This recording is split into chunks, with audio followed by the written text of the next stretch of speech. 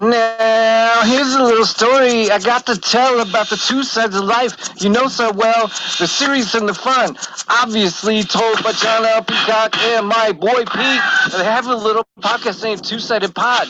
Don't leave now, it gets better after a few shots. For Brooklyn, San Diego, they run this land. The sheriff's posse's on their ass because they in demand. One lonely listener you might be. All of us together make a community, so get comfy, it gets bumpy with how Pete acts. The show's about to start and my beer's getting flat.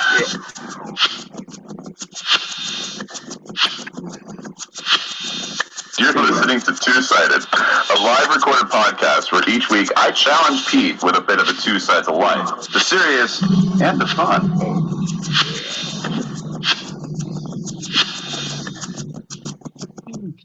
Oh, John, you voiceover maniac. I didn't do it. Holy shit. Ladies and gentlemen, boys and girls, children of all ages, we are the Two-Sided Pod. We are here 8 p.m. Pacific, 11 p.m. Eastern, give or take 5, 10, 15, 20 minutes. Don't hold me to that shit. It's fucking Tuesday. You know I can't be trusted. God damn it. God damn it, John. Hey, everybody. Hey, folks. Y'all ready to get stupid? Well, turns out we've been practicing all week, and I think we have something pretty special in store for you.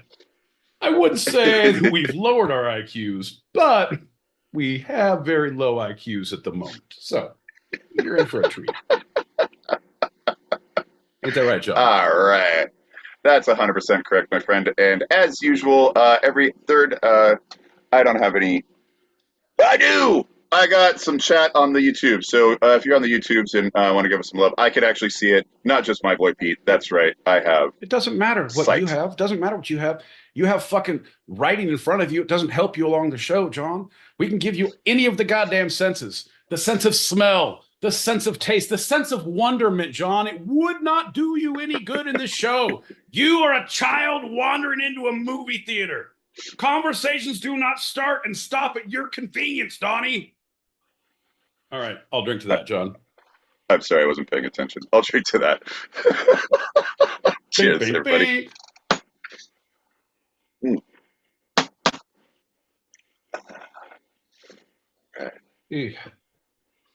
So I'm dealing with the handicap tonight, just so you are aware. I only have like maybe a pint and a half of Sailor Jerry, and they didn't have it at the store when I went, and I was like, dude, I'm already at the store. I'm already shopping. I'm not gonna go to another store for booze.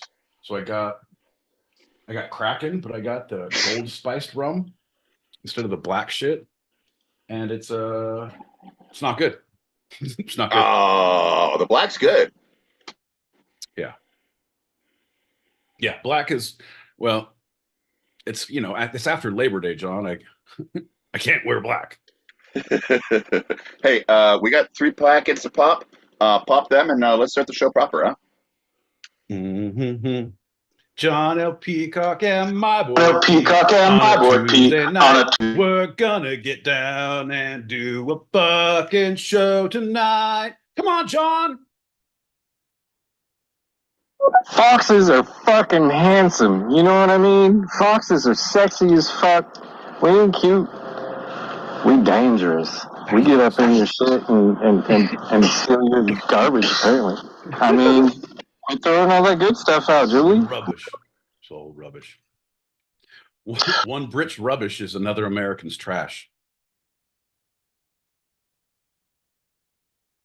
What up? How you doing, Foxy Lady? Oh, again. Woo-woo. Oh, no. Y'all doing well? Hi, Julie. Hope you're doing well. Good to see you. Hell yeah. Glad you're doing well. I'm glad. Probably good to be out of Arizona for the fucking heat wave. Could have melted there.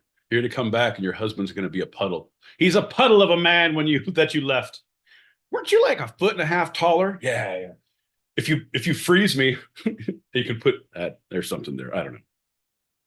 Yeah, John, it doesn't help you. Christ almighty. Right? Nudge you along. Well, Pete is right. It doesn't matter. Doesn't matter. Anyhow, what's going on, guys. Happy Tuesday. What's happening, buddy?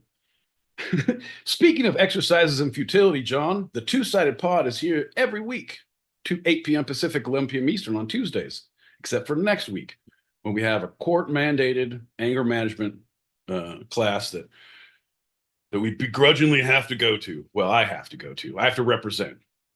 All right. My name is on the citation. It doesn't fucking matter. It's a two-sided thing, John. Salute the panel. Salute the listeners. Salute Benny Boom. We live on YouTube. Go to Carlos Beard. Carlos spelled with a K, not a C. Oh, shit. Okay. Salute to the OGs of the app, bro. Hell yeah. All right. Live on YouTube. Good shout out, man. If you click that link above our heads right now, we're on the YouTube. You can give us a holler, like, hit that alert, hit that subscribe button, hit that glass pipe, whatever you need to do to get through a Tuesday. Ain't that right, gentlemen? Hope you guys are having a good Tuesday night. Just out here listening to the show. Bye. What up, Lolly? How you been? Shit, she's gonna come home and find out that she's in an interracial relationship because no more. I'm on this one all motherfucking day. I changed it. We all celebrate Juneteenth in our own way, Desert Fox, and apparently you're going hard in the paint there, man. Yo. Ladies and gentlemen, welcome to Two-Sided Podcast, the fun and serious and Pete Ragings with your host, Danny Bonaducci and David Koresh with horn asses. Now, Hey. I shit you not, and go fuck yourself. So I was in Fuck yeah. Hell yeah, Betty. Hey, let's do a quick shot and set the show. And All right, on that note, we can't stop since it's too late now. All right, bud. Cheers to you. Bing. Cheers to you. The cow.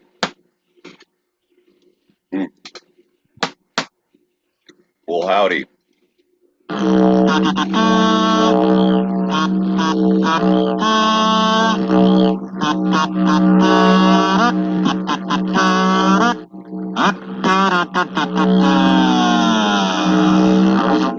It's a catchy tune, John. It's a catchy goddamn tune. I give it a 7. It has a nice beat. You can dance to it. It's a toe tapper, bud. It's a toe tapper.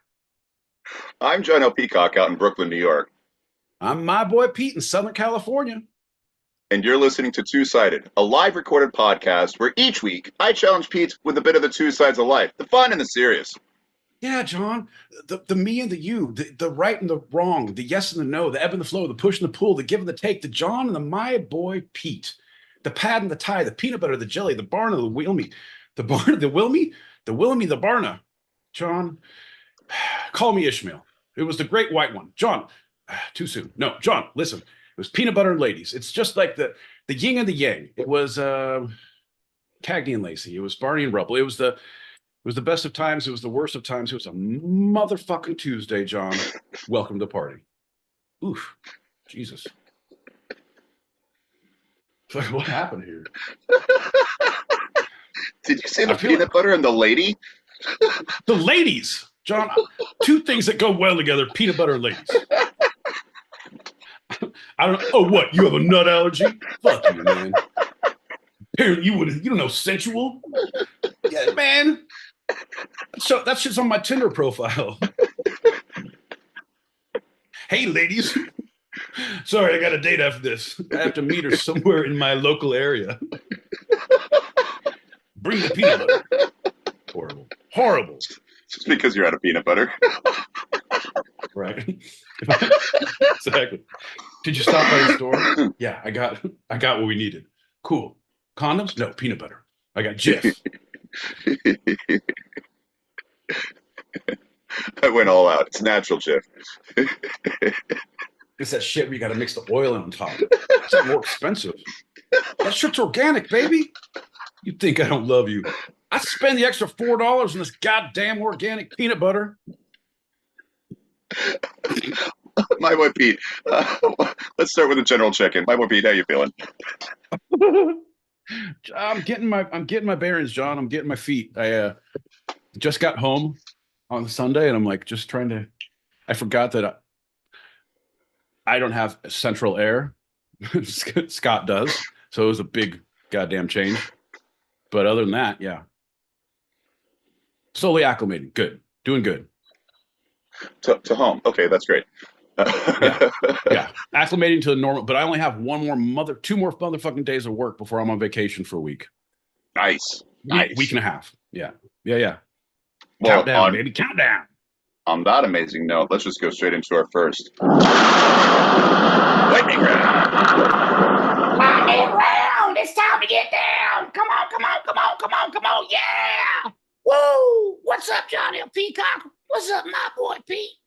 What up, lightning round guy? Man, how you doing? It's been a whole week. I missed you. Yeah, man, it's been doing good. I've been staying busy. Been moving all the stuff back from the doghouse and back into the outhouse, as we call it. You know. Yeah, that's not nice. Man. Anyway. So yeah, John, what have you been up to? How's your week been, man? Seeing some great theater. Boo! Sorry, go ahead. That's actually a bulk of my week, so I guess that's all I got. Wow. Oh, yawn. Well, I guess I'm going to have to go somewhere where it's more interesting because plays sound like a big ball of stupid. Y'all have a good time. I'll see you later. Bye. I have never seen him so sassy. What?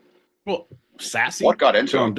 Don't use that fucking word. Well, the whole thing is culture. We're anti-culture at this point. I'm prepping for vacation. He's going to be left to his own devices. I stocked the basement with rum, ammunition, and baling wire, so he's set for a week and a half, whatever happens. And he knows that all is lost. There's no humanity anymore. So fuck your culture, John. It's all about batting down the hatches. Oh, so you're just inundating him with all this horrible kind of bigot thought. Not me, John. It's life. It's real life. Oh. But sometimes I got to take the veil back. Sometimes it's a harsh look that one has to take into that theater mirror. But when one wastes that much time, it's a travesty. It's a tragedy. It's a travesty tragedy. Well, anyone knows that the first lightning round of the episode is always a standard Q&A. My boy Pete, are you ready for the questions? I do believe I am, John. I'm ready for the questions. My boy Pete, first question. Who was the best politician in California ever? Dude, I feel like we went through this. See, good Californians.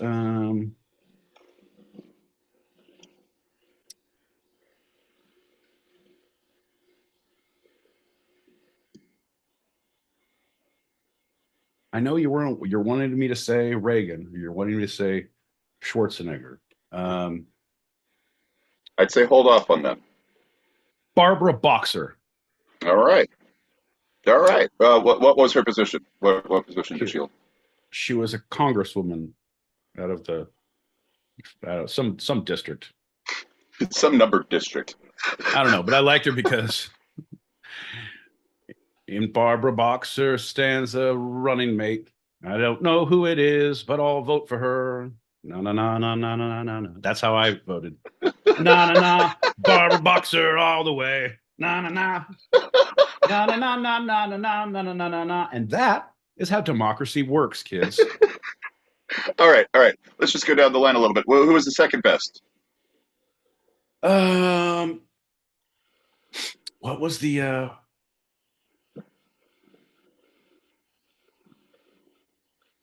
I don't know, man. I don't fucking know. There's a mayor in a town in where is he? It's a town up north in like up closer, like but near Paradise, up in the Central Valley, where the dog, there's a dog is a mayor, and it gets elected every year, and he has a staff, but the dog is the mayor. Look that shit up. I'm telling you, best fucking candidate, best politician we've had in California. That's pretty amazing. Okay. Okay. Katie Porter. Didn't even think about Katie Porter. Okay, well, the third best. Katie Porter. Barbara Boxer, the dog up north, Katie Porter. And final question, my boy Pete, who's the worst politician in California's history? For California or just generally? We could go for California. It's how you interpret it. I don't know. I'd say Reagan did good. Reagan wasn't He had bad a strong until gun law. He had the first really Yeah. strong gun restriction law in the U.S. Yeah, he was in California. He was great. Right. No, he was great until he hit the White House, until Nancy took control. I'm going to go with Arnold. I like Arnold. Yeah, what do you do for them? What do you do for real? Not much.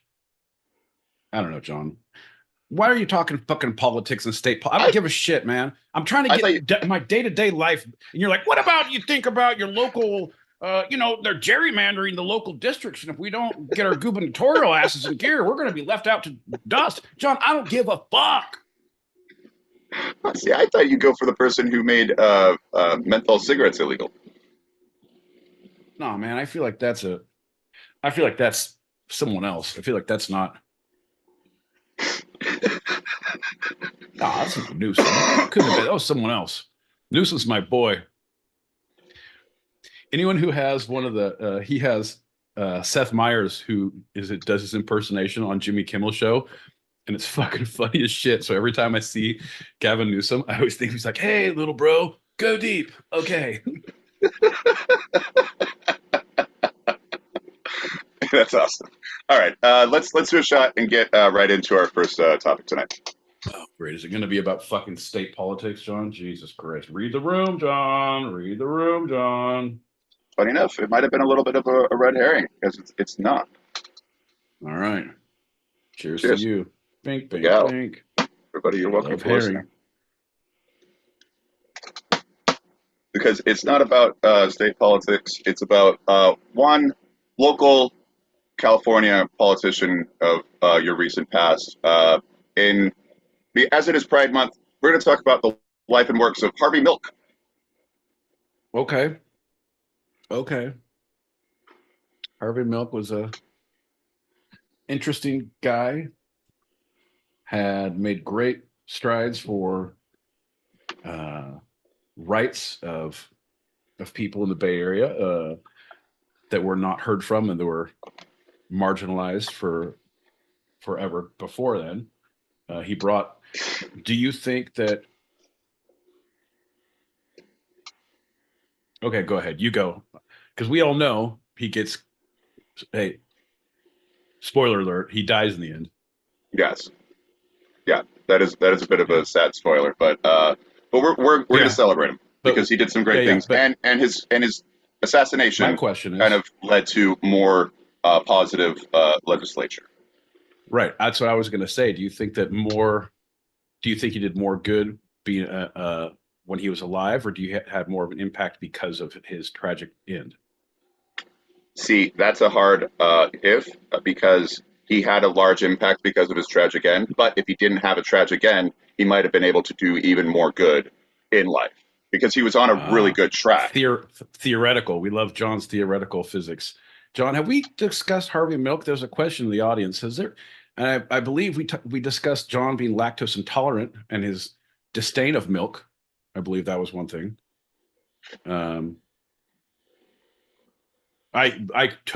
We could have talked about it 4 times and I have no idea. You guys know how much I pay attention to this motherfucker. All right, just kidding. We're talking about Deja Vu. Deja Vu, everybody. It's that French place, right? Where we had those really good fucking baguettes. What was the name of that place? Deja Vu. No, that's not it. But I feel like it is. I don't know. Anyway. Yes, this is actually part 2. Thank you for those who are remembering. This is actually a little add-on in celebration of him because recent legislation has come in his name. So, yeah, a quick recap. 78 became the first openly gay politician to hold office in the state of California, and by far the largest exposure and the largest voice of a gay politician, openly gay politician in the U.S. For many years beyond even his death. He had a little time in the Navy, worked up the ranks to lieutenant junior. You're going backwards. All right. Oh, I am going backwards. Yeah. So remember a quick recap. Remember on last week's episode where I told you a bunch of facts and timelines that no one listened to? Meanwhile, back in John's twisted little brain and research center. Right. And there was a shift where he was openly gay, but he didn't feel that it was time for activism for the rights of the LGBTQIA plus community, back then known as the gay community. They didn't even have all those letters back then. They were running a very slim alphabet. There was 12 letters total that you spelled everything with. Phonics wasn't even a thing yet. But with Proposition 6, which State Senator John Briggs tried to enact, which you could fire gay teachers in state public schools. It was mandated if they were openly gay.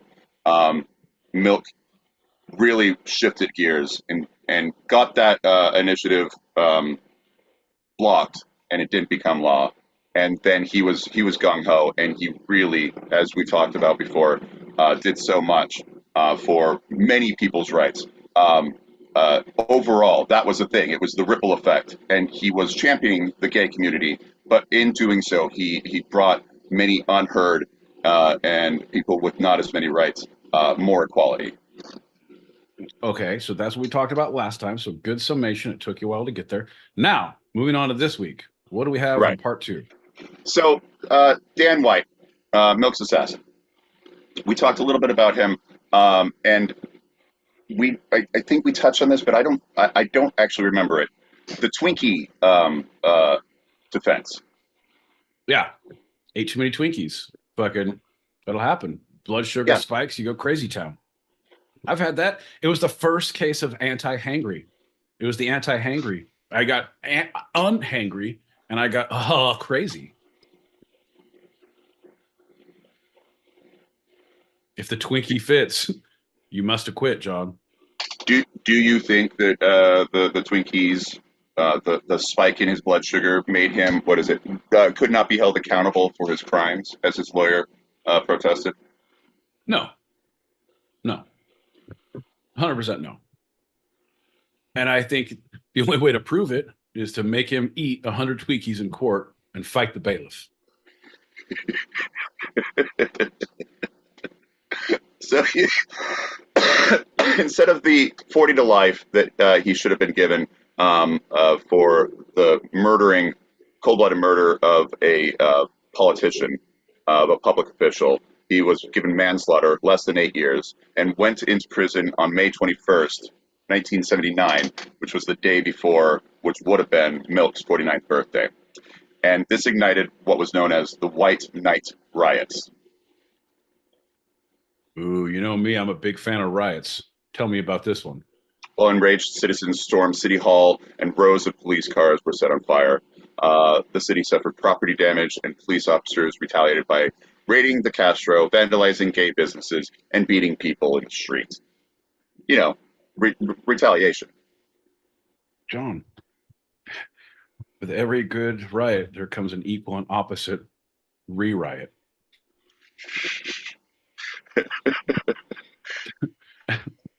It's one of the laws. It's one of, I believe it's Newton's. I believe it's, yeah. Yeah, that sounds right.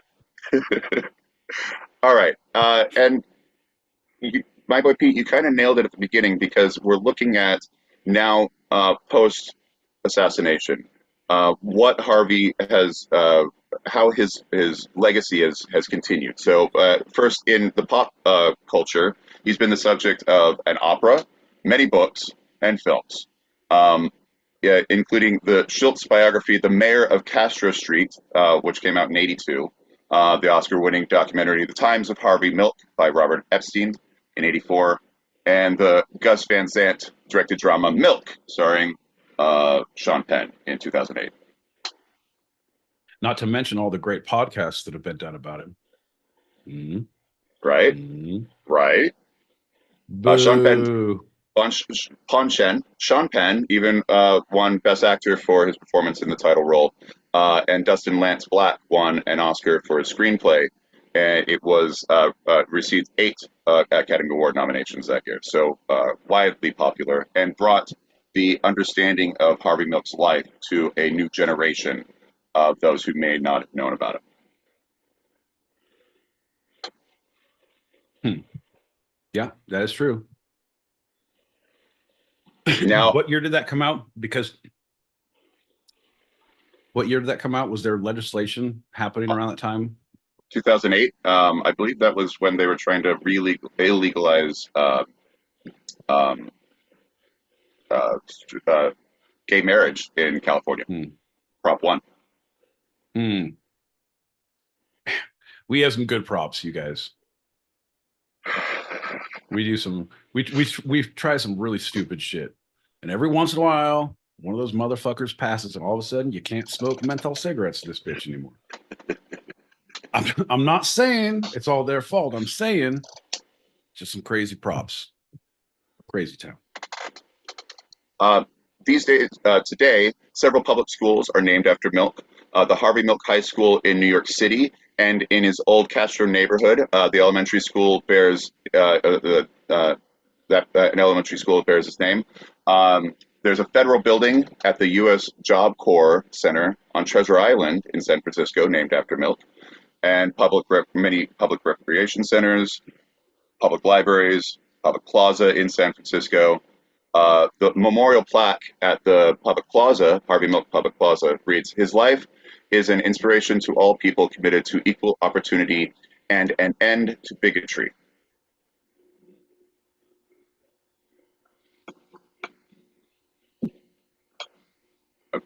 Okay. He also has a statue unveiled at the center of Rotunda in San Francisco City Hall in 2008.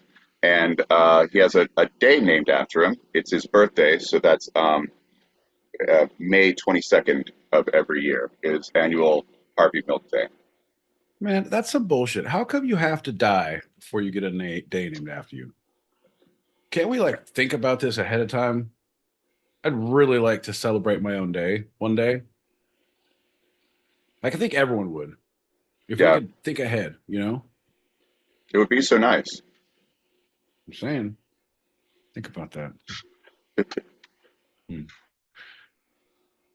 So, today the mayor of Castro Street, this is the end of it, has even, where is, I'm kind of lost, sorry, California Honors State Holiday, said that.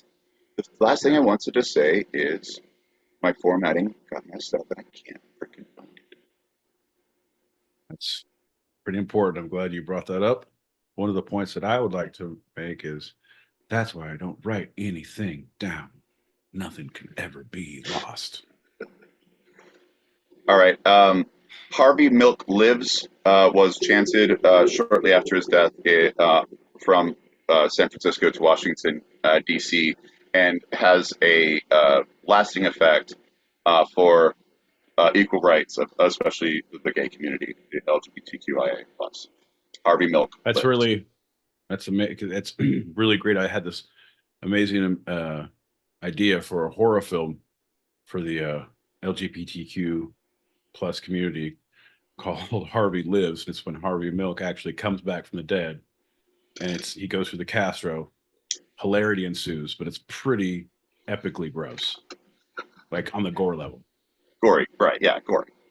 Yeah, but relatable, you know. What? What? I don't know history. I don't know horror. I'm like, yeah, let's go ahead and do a plot line. No, man. No. Let's just give up on that. So yeah, I wanted to revisit him because I don't think we talked about him enough. And he's one of the better politicians. I say he's the best politician ever in the state of California. Cheers to Harvey Milk. Can't speak. Hail of the dead. Cheers. Bink, bink, bink. Unless it's Nixon, then you can. Oh.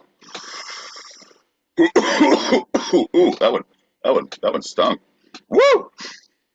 Oh. Jesus Christ. Oh, John. Got a couple packets to pop? Yeah, go for it. Are you saying, Pete, that John had something to do with Harvey Milk's assassination? He is responsible for many of the failings in the world of politics and this show, so I wouldn't look too far. Perhaps the writing was because Dan White wasn't given his assassination name of 3 names. You know, just Dan White, not like Lee Harvey Oswald. You know, 100%. 100%. All the others. Bro, 100%. Bro, 100%. They got the wrong guy. He doesn't have enough names. Yeah, in Hollywood, going full, for lack of a better word, retard, is a death sentence. Going full gay is a winner, right? Way to the Oscar, in a way. Oh, I'm not gay. You sucked my dick. All right? Yikes.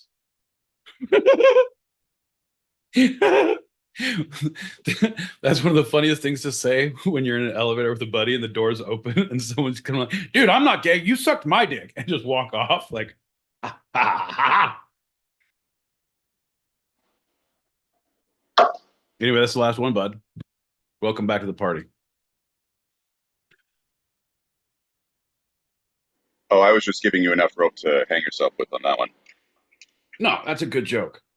That's funny. I don't care who you are. I don't care who you are. That shit's funny.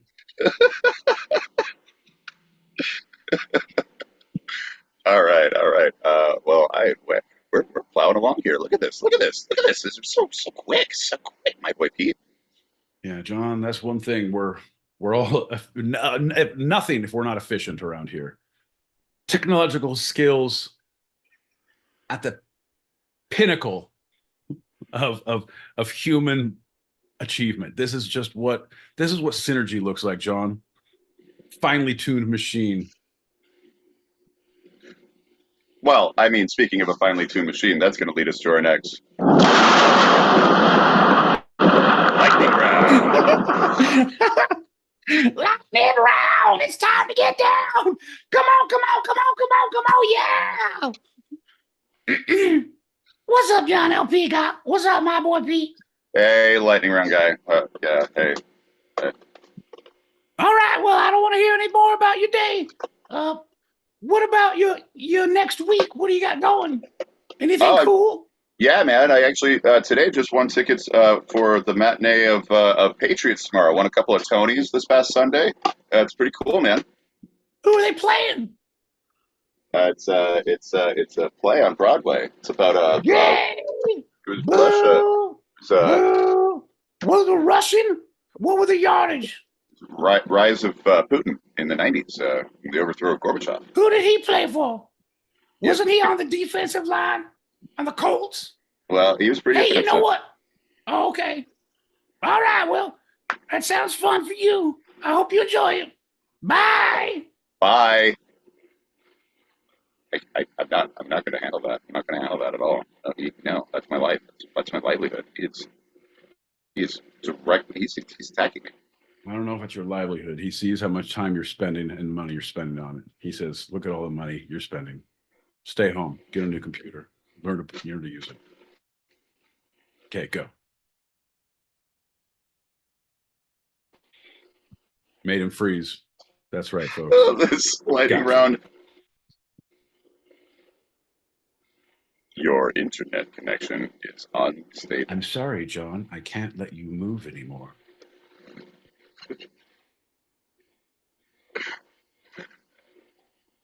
This lightning round segment is one of your favorites and mine, and my boy Pete's even. Yes, that's right. It is the editorial dick. My boy Pete, the editorial dick. Explain to the folks what it is, John.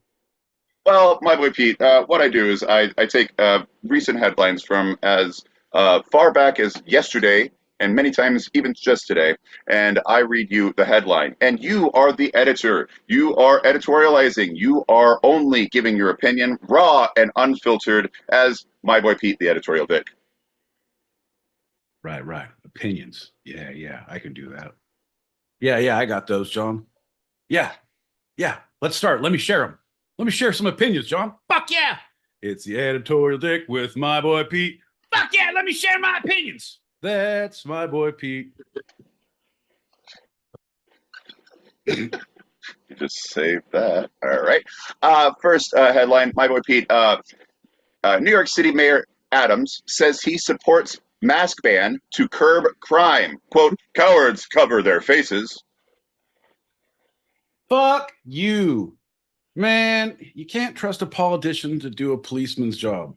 You gotta have better security, better patrols in the subways, in the transits. You can't have, because that is the complete festering breeding ground for infestation. People shit on that goddamn subway. Now you want to come down there without masks?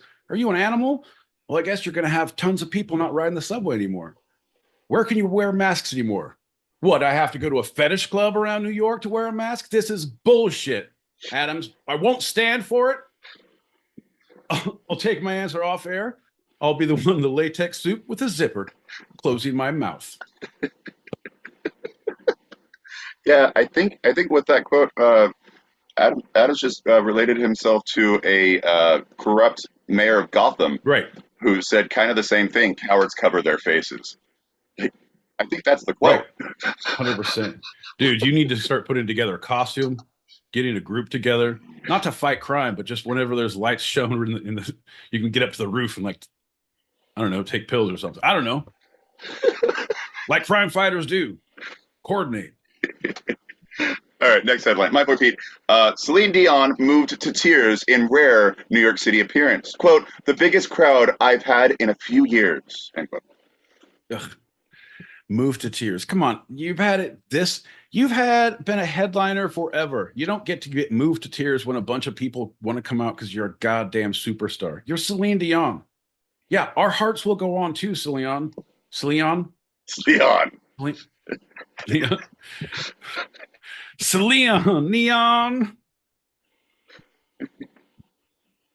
Horrible. No, that's great. That you're moved to tears because people see you. Yeah, people come see you all the time.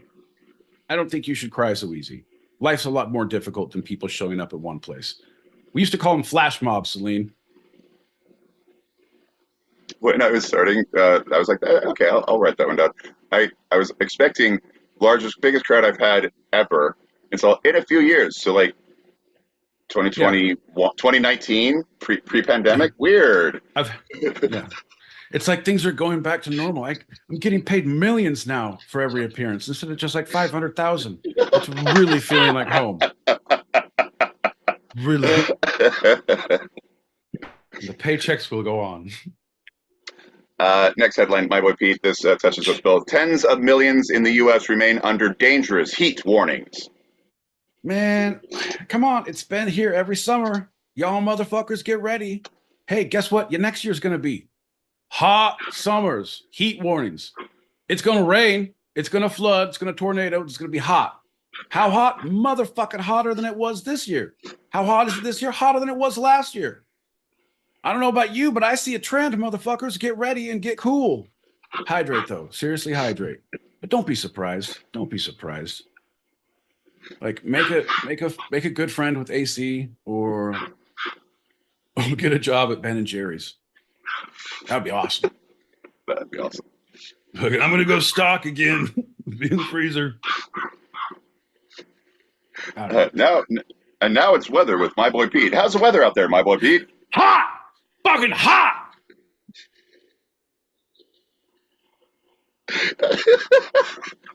Thanks, weatherman, my boy Pete. All right, next headline.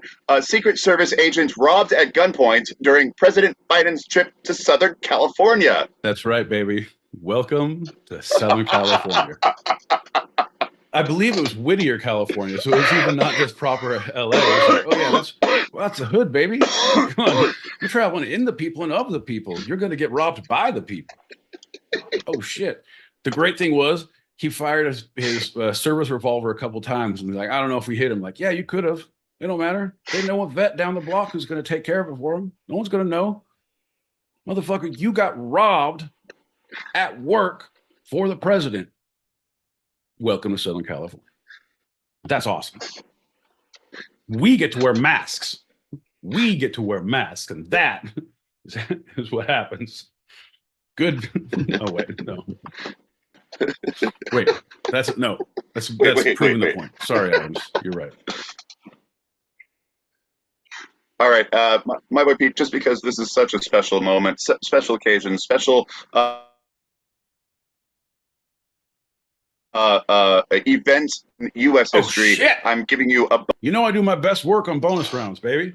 Come on! George Strait sets a new record for the largest ticketed concert in U.S. history.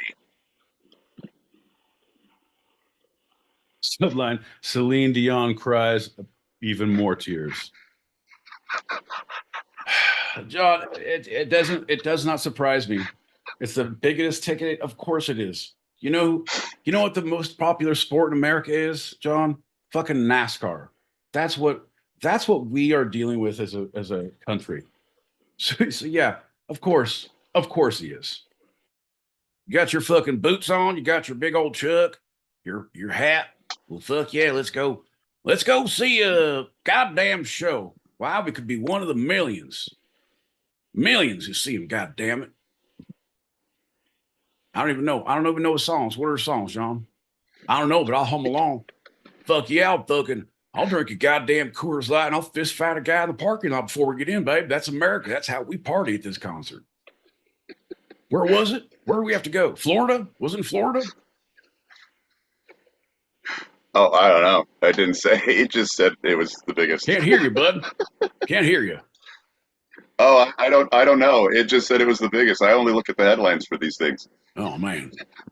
Shit, I think I missed it. I went to Florida. But funny enough, it was in Southern California. Yeah. How many people got robbed there in security? All of them. Well, no, none of them, because all the fucking cowboys had guns there. Right. They were aware. Yeah, dude. That's crazy though. But it is just like fucking NASCAR is so popular. Bowling as a sport. I don't know. We're not a smart people. We spend our entertainment dollars poorly. What can I say?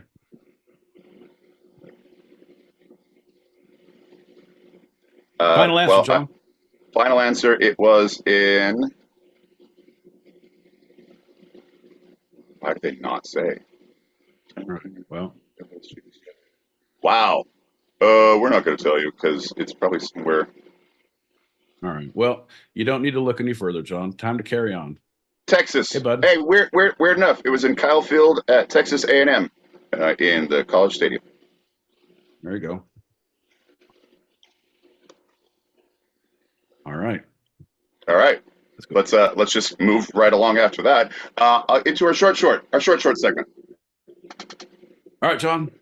Start the buzzer. Start the clock. John's going to read a headline from a source, and he's going to go into one topic about it, and then we're going to discuss until the timer goes off, which time we can put a button on it. John says. He makes all the rules. John says. Go ahead, John. All right. The title of this one is World's First Helicopter, Today in History. Are you ready, my boy Pete?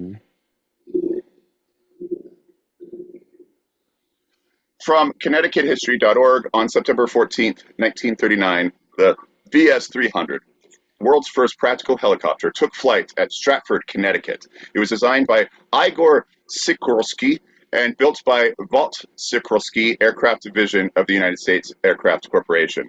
The helicopter was the first to incorporate a single main rotor and tail rotor design. Piloted by Sikorsky on September 14th, tethered flight lasted just a few seconds. The first free flight took place on May 13th of 1940. The innovative 28-foot diameter three-blade rotor allowed for variable pitch of the blades with a blade speed of 250 to 300 miles an hour. The concepts demonstrated in the aircraft provided the basics for the first production helicopters and became the standard for helicopter manufacturing across the world.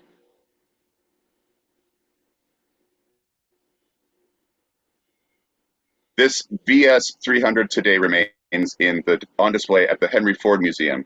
And to this day, most people, even many scientists, are baffled by how a helicopter can actually maintain flight. So are a lot of the Kobe Bryant fans. I'm just saying, it's too soon? No. Kobe? No. John, it doesn't make sense. Why would you trust something like that? I don't even trust planes, John. I don't understand them. I don't believe in them. I know none of it makes sense. I know there's physics involved, but I don't like it. I don't like all of it. But I don't see the need to go on a helicopter, like to go through the Grand Canyon or go to Hawaii and do the thing, or go to New York and do the fuck no. Fuck no. There's no way. There's no way. No, thank you. Ugh. It makes me want to vomit. Do you know in New York City there's a helicopter Uber? Yeah. Yeah. I want wings. You guys, we should call the helicopter. I want wings. So plane is if propelling forward with the right aerodynamics. It's Newton's lift system that it airs, because of its traveling forward. Helicopters are not doing that whatsoever. It's the downward force of the twisting thing of the whatever, but like, it's just too many things. You get one rotor hit the wrong way. I've played a lot of Call of Duty, John. You can shoot a tail rotor out pretty easily after a few shots. I'm just saying, a couple birds or a sniper as you're tooling around Hawaii or the skyline of New York, John. I've seen it 100 times, and I don't want to be the next victim. John, it's just not safe. Just not safe.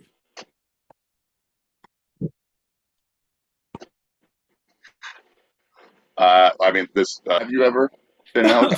Your couch, John. No, sir. No, sir, I would never. That seems, if I'm going to go out, I don't want to go out in a helicopter. That's a horrible way to go, because as it's going down, I'm going to jump because I'm thinking that's the only way to get out alive. But then I'm going to either hit the rotors or hit the ground, and like, I made it. And then the helicopter will land on me. It'll be just, anyway, it's going to end badly. And I don't want it to be a comedy of errors or pieces of me found. I'd like to be burning in a pile with all the other scared civilians who are on that trip along the Southern California coast of Malibu.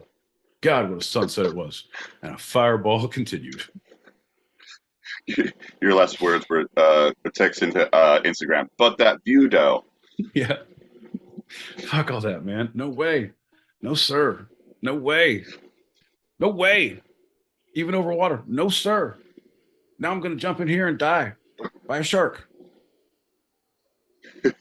Well, okay, so let's look at other alternative means of flying. Not the airplane. We know you've done that. Yeah. You came out to New York, right? Hot air balloon? Fuck that. Nope. Too quiet. Too creepy. Way too easy to push someone off.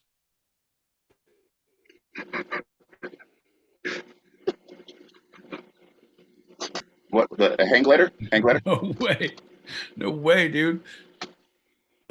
Like my stomach crawls just hit the. No. I haven't done the parasailing thing. Nope. Is there anyone you would? No. Nope. Like maybe parasailing. But nope. Like there's no reason to get up that high. You don't need to. Hey man, shit looks pretty okay down here. I know how to get other places. You just go straight and then you go left. You're going to see some trees, but you're going to go around them. And then you're going to see what you need to on the other side. You don't need to be above it looking down. That's some bullshit. Not worth it, bro. Not worth it.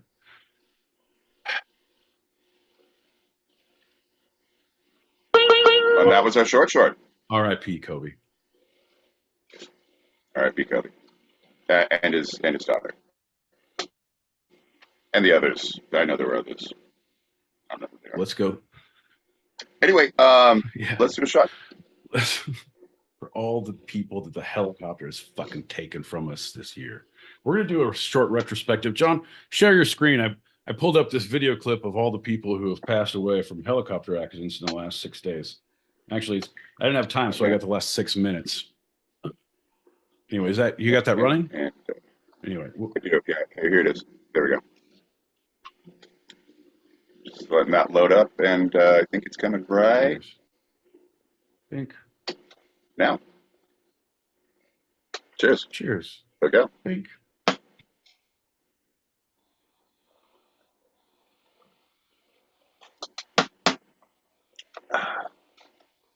There we go. A helicopter accident. Okay, it wasn't a helicopter. I think you need to see the coroner's report once again.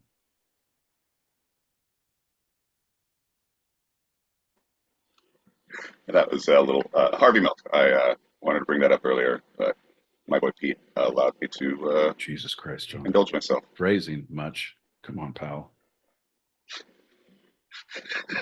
What? You learn this by going to theater shows, don't you?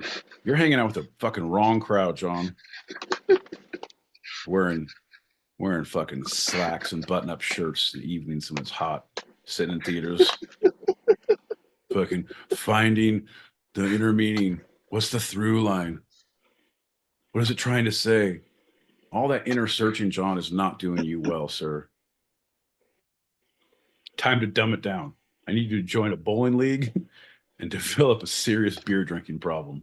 Only on like Wednesdays and Fridays on league nights.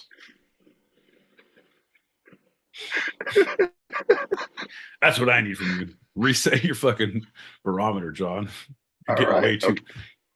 You're getting way too base. I need you a little more alkaline.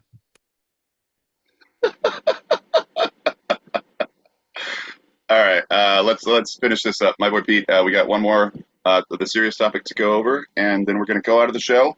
Any messages that come in at this point will be played, but they'll be played in this room, which we just end the official show and turn it into the green room. So no one go away after our final topic. Don't you go away. Ooh, girl, please don't go. My boy Pete, this serious. This serious topic's a little serious, but I want you to know, as opposed to many of the serious topics that I've done on the show, this one gets better. Fucking John. Relatively speaking. You're like, no, yeah. No, when we get into the serious stuff, we did Harvey Milk for the fun stuff. Come on, John. Oh, we're going to do a little fun about some assassination and prejudice and breaking boundaries. Oh, now it's going to get serious. You're an animal. This is what theater is teaching you, John. You need to have fun. True, wholesome, stupid fun without this thinking and inner soul searching and force. You know what? This is going to be serious. Fuck, John. Jesus. Okay. All right. I don't believe you or trust anything you're saying about it's going to get better. I don't believe you. Just read the fucking story, man. Your trust has been blown. All of us, we're all abused. We feel like abused spouses in this relationship with you and your promises of, no, this is going to be good. We've all been hit before, John. We don't want to be hit again. We learn better. We just keep quiet. Let you continue. It's easier on everybody that way. Because we're going to talk about AIDS research, brief history. Me, John. A brief history of AIDS research. Folks, buckle in, because John L. Peacock is going to do a brief history on AIDS research. This is where I see you opening your mouth and you're trying to comprehend what's happening in front of you. It's a good idea. This is where you start thinking ahead. Like, I could probably edit myself a little bit. I don't need to talk about these dates. And all right, just leave a little space for some Philadelphia jokes. Just something good in there, a little bit of levity. May God have mercy on your soul, John. Take it away, bud. Well, the first published report of what would ultimately become known as HIV and AIDS appeared in the Center for Disease Control and Prevention, the CDC, Morbidity and Mortality Weekly Report in June of 1981. When these initial cases emerged, very little was known about the disease. It did not have an agreed-upon name. Researchers had not yet determined what caused it, and there were no tests or recognized treatments. And by the time most patients presented symptoms, they only had months to live. Yep. Those were the good old days, John. Back when we didn't know nothing about nothing, John. Also, in the United States, the disease was first seen in already marginalized communities, men, including men who have sex with men. MSM is the short for that. People who inject drugs and people who exchange sex for money. Did you say MSM? So the public and policy. MSN? That's where I watch my news. You said that's men having sex with men? That news station? MSM. MSNBC? MSM. No, MSM. Oh, don't ever do that again. You can don't ever do that again. Holy shit.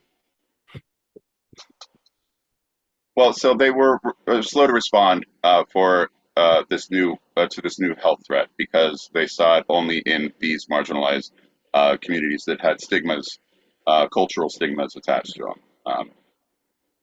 Yeah. Just like we did back in the good old days.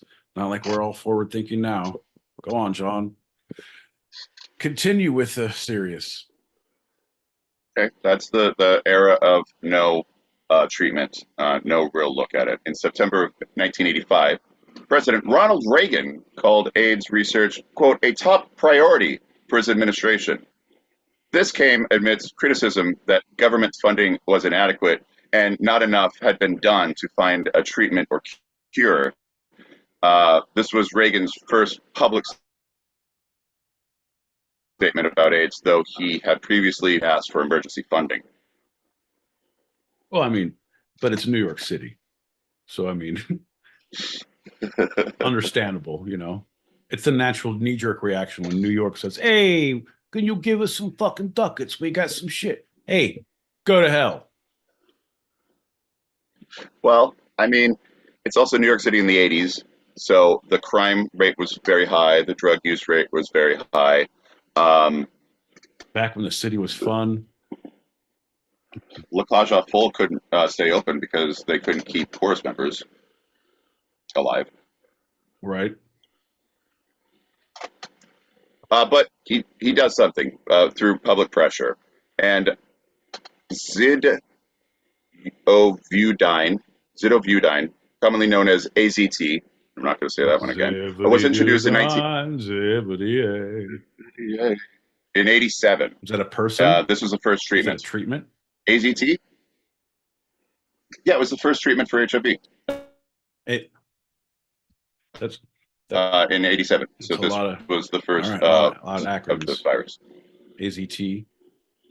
And AZT. Your ATV to get to AZ to get your ATZ for the HIV. LOL. So the expanding pandemic required an increased coordination, and the Office of AIDS Research, the OAR, I know you like your acronyms, was established in 1988. Oh boy, do I ever. Oh, are they?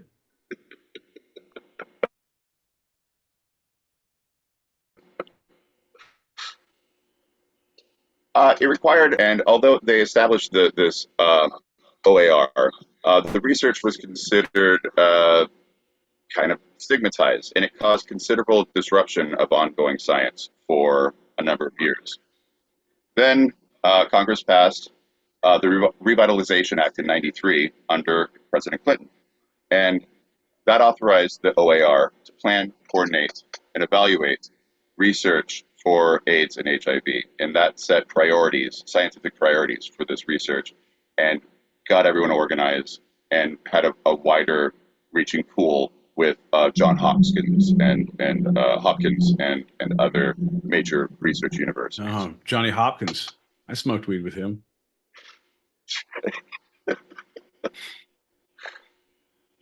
The tide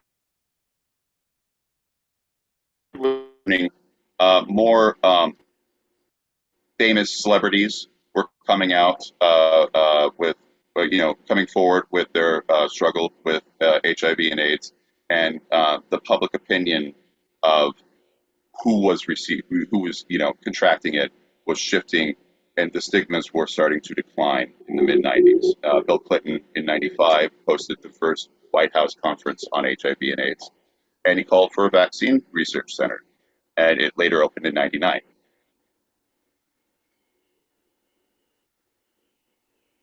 They did all their marketing. They printed a bunch of condoms. Hey, man. Go ahead. Sorry. Never mind. All right. In '96, in Vancouver, this is a major leap. The researchers of the 11th International Conference on AIDS introduced the concept of highly active anti-retroviral therapy, HAART. That required people to take a combination of at least 3 medications daily, and it was commonly known as an I'm not going to say that stupid thing. It was the new standard in '97, and it helped to dramatically decrease the percentage of diagnoses of by 47% from '97 to '98. So immediately had a major change on the epidemic. Nice. Good step. Good step. Love We that got science. And it continues. 2002, the first rapid HIV diagnostic test kit was approved by the FDA. In '05, the CDC. Bing! Congratulations. You have AIDS. Aw, son of a bitch. Bing! You don't have AIDS yet. Man, why you gotta be judging me and shit? '05, we have another major breakthrough. PEP, post-exposure prophylaxis.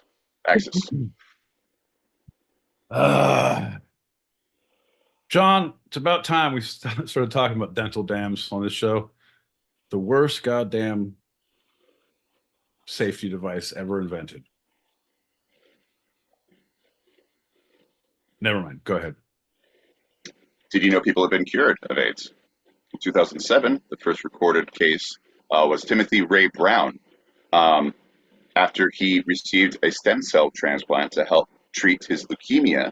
His viral load remained undetectable with no medication until his death from leukemia in 2020. So 2007 to 2020. So what you're saying is the cure is to get leukemia. All right. Nice.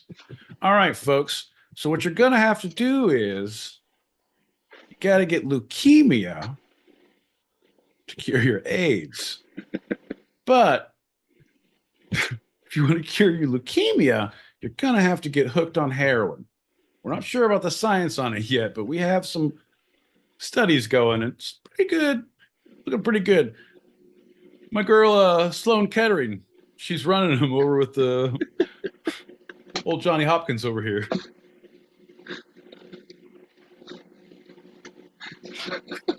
What the fuck, dude? All right, the number of new cases of HIV each year has declined from its peak and largely plateaued as of late. It is going down. The research and destigmatization, exposure, understanding. 2012. This is the huge one. PrEP. So PEP was for those who had already contracted it, and PrEP is now that you could have unprotected sex with someone who is HIV positive, and the medication within you that you take daily will prevent the contraction of HIV. Well, you heard it here first, folks. John says with an apple a day, you keep the doctor away. With a pill a day, you don't need to use a dental dam anymore. It reduced the risk of HIV from sex by greater than 90%.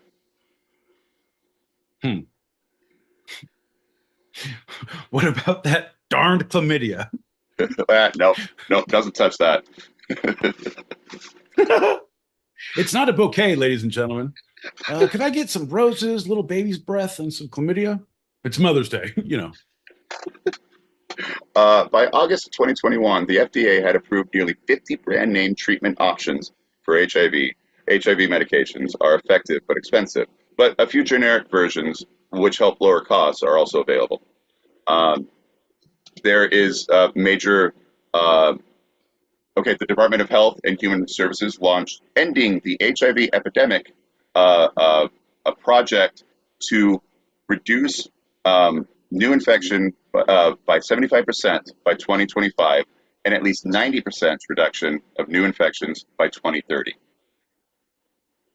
But we're going to stay right around 10% because it's a good moneymaker and we're not going to kill a cash cow. So we're going to keep it right at 10. If it gets to 8%, we're going to have to take some pretty drastic steps, guys. All right, great board meeting.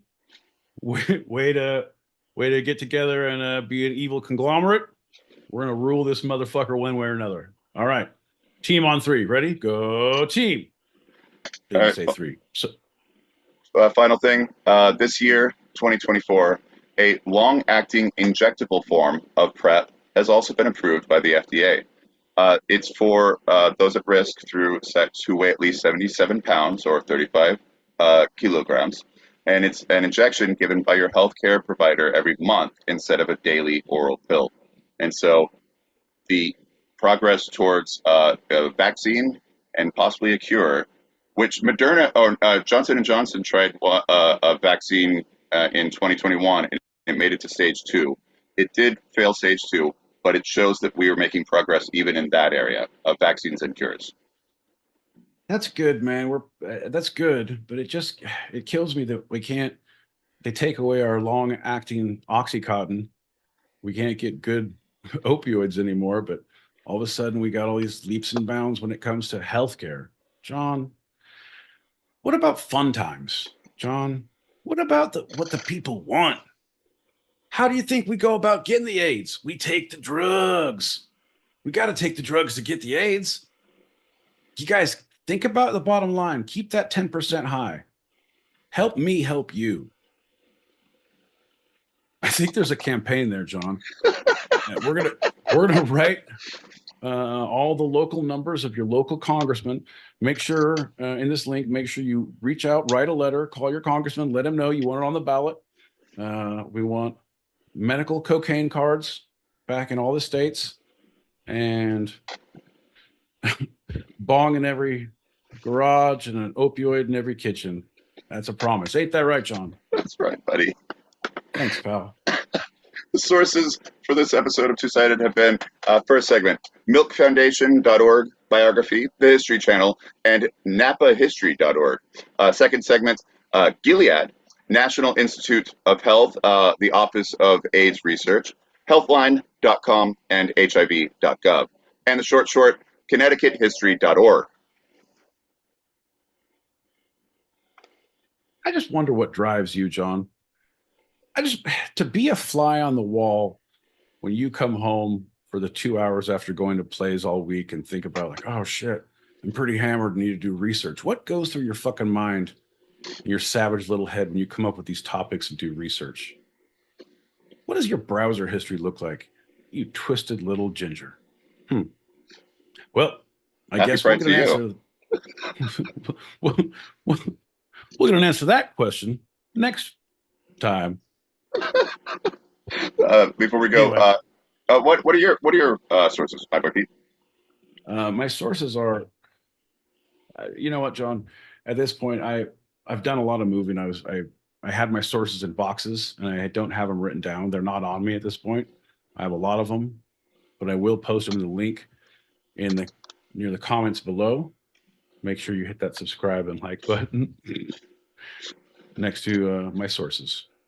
Before we go, it's time for your favorite game in mind. My boy Pete, what's the through line? Through line. Jesus. Oh, here we go. So it was Harvey Milk. It was the Connecticut Strangler. No, it was Helicopters. Helicopters. Yeah. Death Machines. And then it was AIDS. So it was how greats are taken from us too soon. How, yeah. Oh, that's right. Yeah. My boy Pete. It's we still don't know how it goes up or even how it goes forward. Yeah. Death will get us all. We don't know if it's from a jealous congressman, a fucking flying contraption, or a good night partying in Mexico with one of those viruses. We just don't know. But we do know that it was a good ride. This has been a good ride. My boy Pete, before we go, is there anything from this episode you'd like to take a second glance at, a second look, a second thought, a second opinion? This is Pete's Retraction Corner. Yeah, once again, it comes in like every 3 or 4 months, John. I have these guilt pains, the things that nag my soul. Like, fuck, I should be more involved in the show so it doesn't have these stupid fucking topics. I need to get more hands-on and fix the broken mass that I see before me. And I go through this, and about halfway through, I think about the work that it would take. I'm like, nah, man, fuck all that. So I take a second look at my thought to do more and then my reaction to do less. I think I'm doing just right. Well, I'm going to read this little outro while you get your shot ready. My boy Pete and everybody else, thanks for listening. We have our open chat show continuing for those listening live on the Stereo app and watching on the YouTubes right now. So if you are hearing this live, regardless of the platform, stick around. And if you're hearing this later and you want to join us in the green room for our after show wind downs or want to throw some topics out there, email twosidedpod@gmail.com. That's TWO sidedpod@gmail.com. That's a wrap for tonight. I'm John L. Peacock out in Brooklyn, New York. I'm my boy Pete in Southern California. And this was our show. You can eavesdrop wherever you get your podcasts and even join us live, both on our YouTube channel, handle @2sidedpod, all one word, and the Stereo app every Tuesday, 8 p.m. Pacific, 11 p.m. Eastern, as we talk about the two sides of life, the serious and the fun. Here at Two-Sided. Love you, Pete. Happy Friday. Cheers, John. Cheers. Miguel.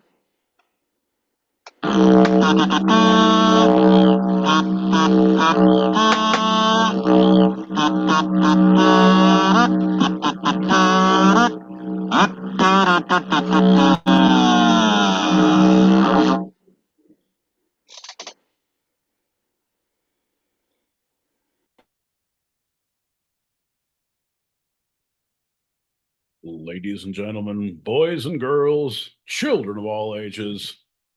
Holy shit, we're in the green room. Apparently, we're in the green room. That's right, folks. Now is a special time at the Two-Sided Pod where we can let our hair down. You know, talk about the woes of the day. Talk about your thoughts, your dreams, your ambitions, your warm, fuzzy feelings. Or just scrape the gutter like we normally do. Anyway, folks, if you're listening on the Stereo app, you can click that link above our heads. We're live on the YouTubes right now, where John is powdering his nose or whatever gingers do at this time of night. I don't know. This guy, he's a treasure. He's a treasure trove to us all, but he's something to behold. I think you know him, you love him, you've seen him come, you often watch him go. Your friend and mine, the ginger with the minger, the orangest of the orangest, the vitamin D making machine himself. Can't stop, won't stop, get it. It's John L. Motherfucking Peacock. There he is, folks. There he is. Thank you, everybody who's there in the YouTubes. We got people. We missed some people coming on. John was just on a goddamn rant. And when he's on a rant about Harvey Milk and AIDS and fucking helicopters, like there's no stopping him. There's no intro. Anyway, but I'm just saying, hey, fucking Spawny showed up. Mona Lisa's here. MFA.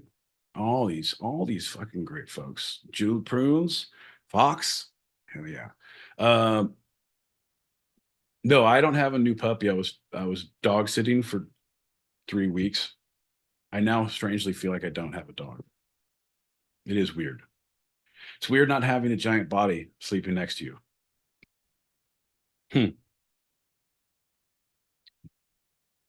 Say that one more time. Yeah. Oh, yeah. Like you haven't felt weird when you don't have a body sleeping next to you. But you got to keep them fresh, John. If you keep them in the house too long, they start to stink. You got to rotate them, you know? You got to get a fresh one every couple of days. Ain't that right, John? Doesn't matter.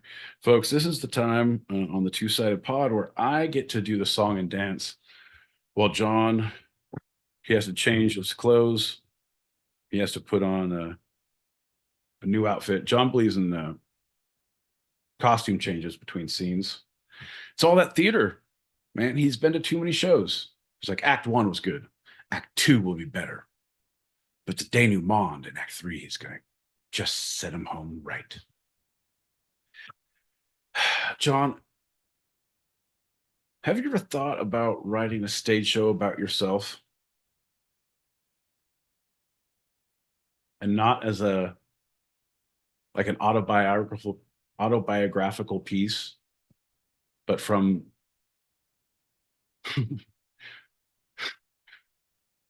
from the point of view of your hair? No, that's stupid. Or is it? I don't know, John. We're experimental now. We're a whole experimental theater. That's what we're saying. In the think tank, there are no stupid thoughts. There are no stupid ideas. They're just stupid people. Folks, this is the time I think it's best that we all take a break, take a moment. Let's fucking light a joint. All right. Everybody just chill the fuck out. Things were getting a little heated there. I saw myself going off the rails. I know. I see myself. One of the things I've learned in therapy is, number one, my therapist can't fucking fight for shit. No, that's a lie. She has a mean left hook. But that you have to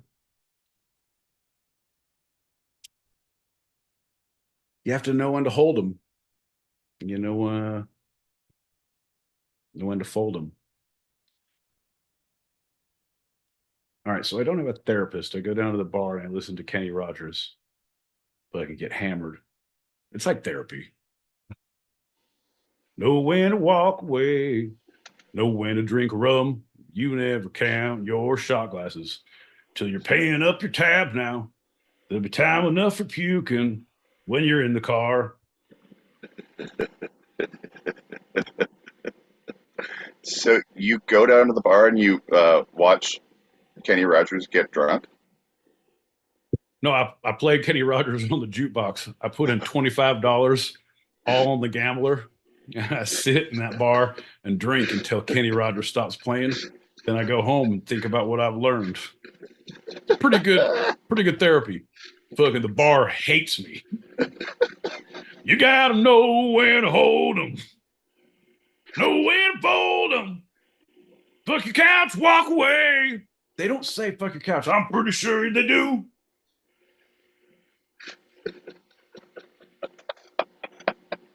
All right, we got messages.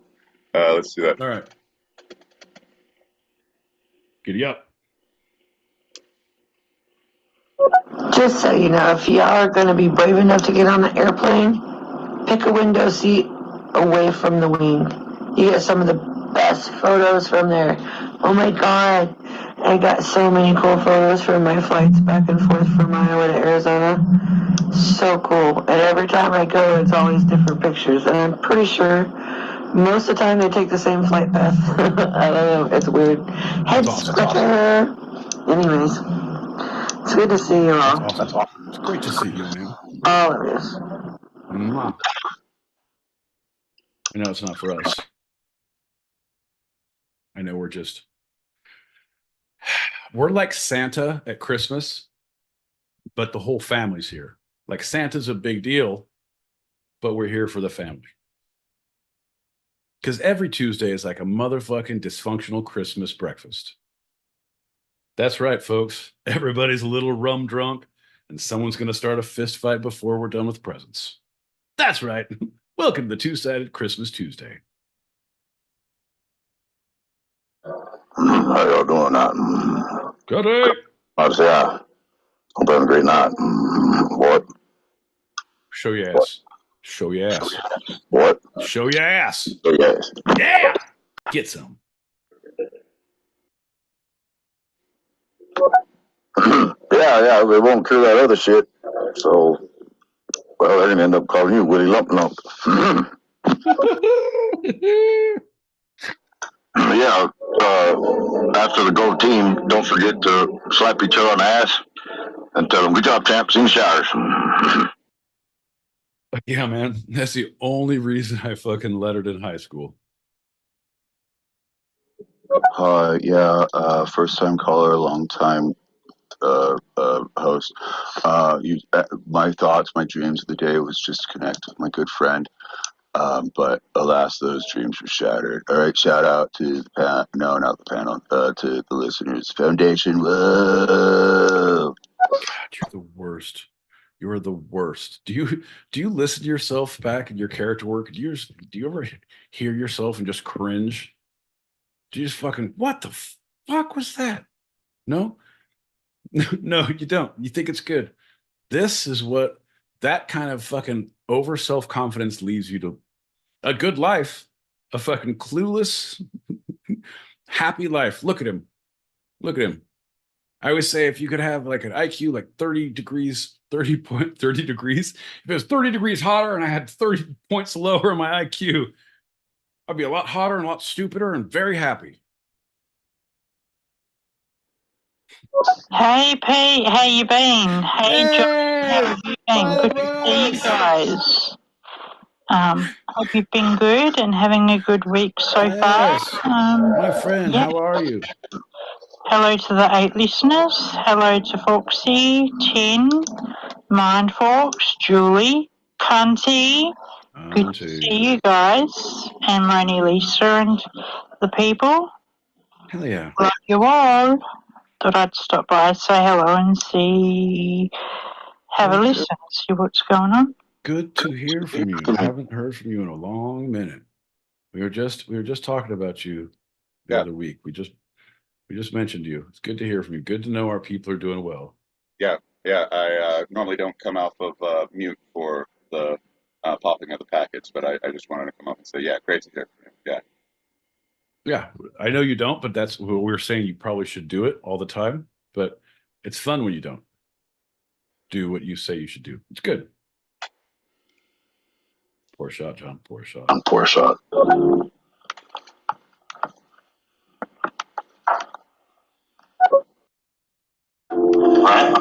All name names. At this point, all point fingers, too. I will goddamn throw smoke signals. I'll send a carrier pigeon. The word will be out, my friend. We are the only sport you need. That's probably not true, but those.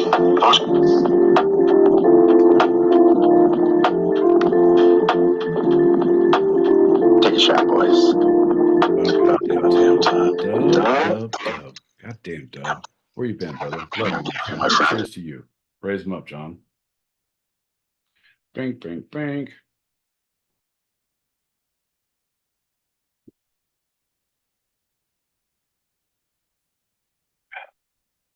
That sounded like an intro to Adult Swim. Oh, right? Yeah. I heard that. That was great. I definitely watched Afro Samurai after that. A little Space Ghost, Coast to Coast. Something good is coming after that intro, you know. Like fucking get your hot pocket, finish your bowl, because something good is starting. Bebop Cowboy. Cowboy Bebop. I do that you're sometimes. Japanese. Yeah. No, sometimes we put the verb in front of the subject. Oh, the descriptor is not always a following. Let's grab that next packet. Easy turbo tax. Hey, what's going on, guys? Speaking of Afro Samurai, have you guys seen the page War Cats on Instagram? It's awesome. No. I need to. Okay. Fucking good shout out. I'm gonna look that up because I love me some Afro Samurai. I love me some what was the other one? I went on a samurai kick. Samurai Jack. I was watching that shit too. That was pretty good. That was a slow burn, but all right. If you're going on a kung fu and watch the new Ninja Gaiden, I feel like I'm getting in touch with my. That's pretty good. I'm listening to a lot of Wu-Tang. You know, I'm going very into my fucking kung fu roots, bro. Well, I mean, have you revisited kung fu? I haven't, but I can fucking take that rock from you, old man, any goddamn day of the week. Believe that shit. And another thing with Dave, brother, it's good to see you, man. Fucking always good to see you. Love your posts. Big fan. Fucking how's school going? I'm set, dude. Yeah, that whole thing of school. Fuck, man. They have I need to go back and do some continuing credits in the next year. I'm like, ugh. And I just don't fucking want to do it. I don't fucking want to do it. I'm sure they're all online, go at your own pace for professionals. Yeah, but that shit is even. Come on, man. Then I got to log in and do a class. I'm like, sit here like this, like a fucking. This is where I fucking drink and get stupid, John. This is not where I come and get both. Nah, man. No, I'd have to go to the office. Oh, that changes everything. No, if it was online, I think that'd be good for you. Yeah, no, I could. But I don't know. I got to look it up. But the whole thing of because like, yeah. Because there's someone who went to fucking Cal State LA who had to go do like you fucking went down to campus? Yeah. I'm like, motherfucker, that's horrible. Yeah, you can get on the fucking Metrolink and cruise down there. Fucking that is fucking horrible. After work, you'd really for a night class? Yeah, because you're not taking off work. Right. Oh yeah, so it's the the continuing professional studies. So they have night classes, right? Yeah. But like you're commuting to work, then you're commuting to school, then commuting to home, then commuting to the fucking end of your sanity where you can swallow a bullet and say, I don't need this education. No, not from a gun. You just actually take a bullet and like swallow it. It's really hard to digest and comes out of it like 3-4 days later. No. That's what we call a cigarette without a filter, John, where you just suck them down, swallowing a bullet. Hey, let's grab those 2 packets. Hey, okay. Everybody was kung fu fighting because the brother was fast as lightning. Ding. Everybody was kung fu fighting? Well, surely not everybody. I mean, there was like 2 or 3 people like hanging out, I bet. One guy was pretty drunk, and I don't think he could kung fu fight to save his life. I came in with him. He was shithoused. I mean, I was kung fu fighting for sure. Yeah. But I'm pretty sure my buddy fucking that I came in with, Hammertown, he was puking in the fucking wastebasket when the kung fu fighting fucking ensued. So, I don't know. I'd like to see the replay. Check the stats. Thanks, man. School's going well. Got through the first semester. I won't talk about politics, but they let our fucking chancellor go, the dean go, because he sided with the students and can't have that. Get out of here. So, but it's going well. I had to drop a summer class because the teacher was like, okay, so, it's an accelerated program because the summer 1 month. And she's like, okay, so we're going to do like 2 group projects every week. And then you're going to have 3 chapters you're reading and then a quiz.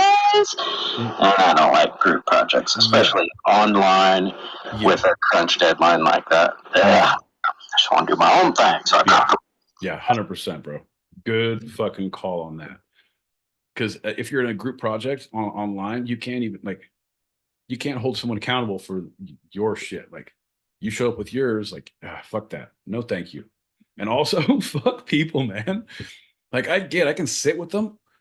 I can take a test with them. I can sit in a class with them. But like, when you have to sit around and like, oh, why don't you fucking learn from each other? Hey, bitch, why don't you teach the class? I'm here to learn. You're here to teach.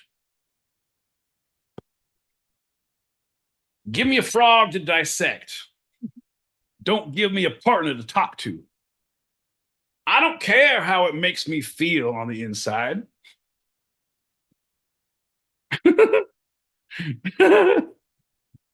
Oh, John, did I tell you once I started a fist fight at a Darfur peace benefit?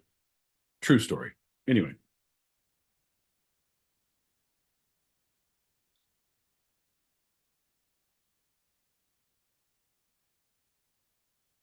You're playing a tennis racket like a guitar, then yeah, I was kung fu fighting too. You can call me Kane, and I'll be walking my swinging penis across the deserts.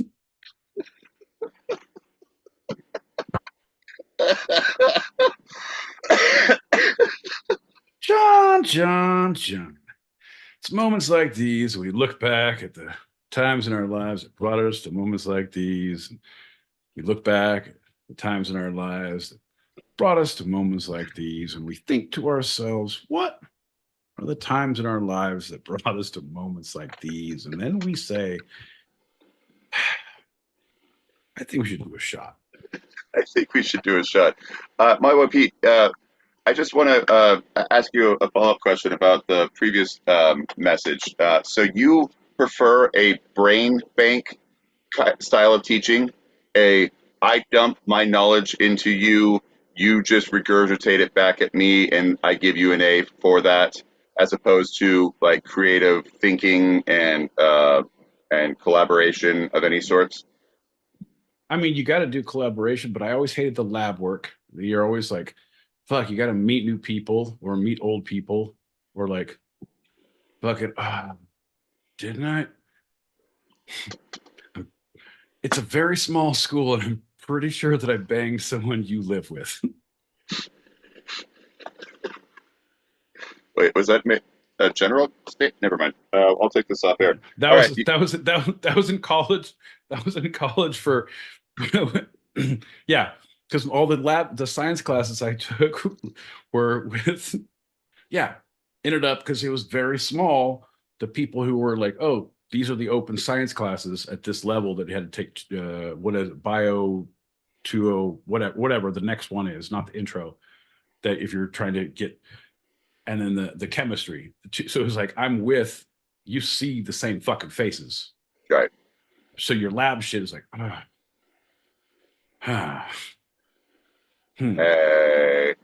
Hey.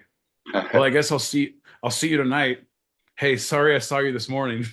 Yeah. Hey, what are you doing later? Because me and your roommate aren't talking anymore. So you want to hang out later or do your project? And then it's never good, John. It's better to be alone. I'm a lone wolf. I study alone. I learn alone. I live and die by my own sword, John. That sucks. What'd you do, fall on it or something? Well, you know me and gravity. Hey, we might get back to that. Anyway, cheers, my boy Pete.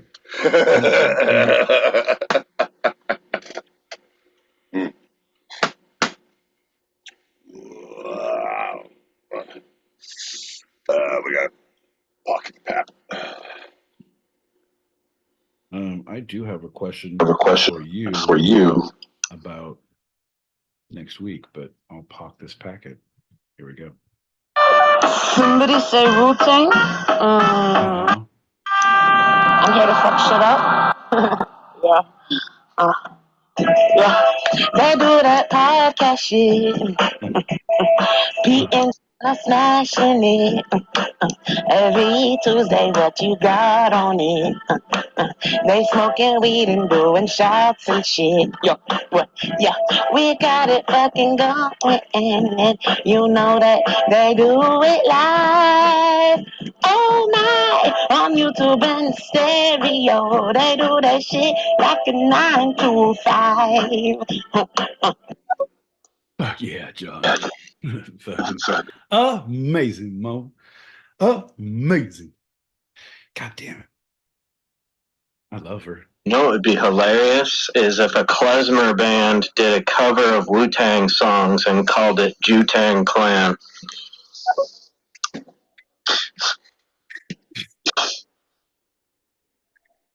It's a rough neighborhood. They run the Diamond District. He was right. It would be hilarious. You immediately laughed. Yeah, because I was thinking about some of the hits. Cash rules everything around me.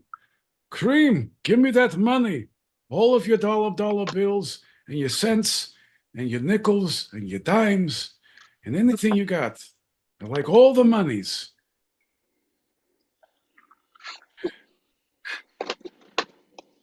Oy vey. Cream. That's horrible.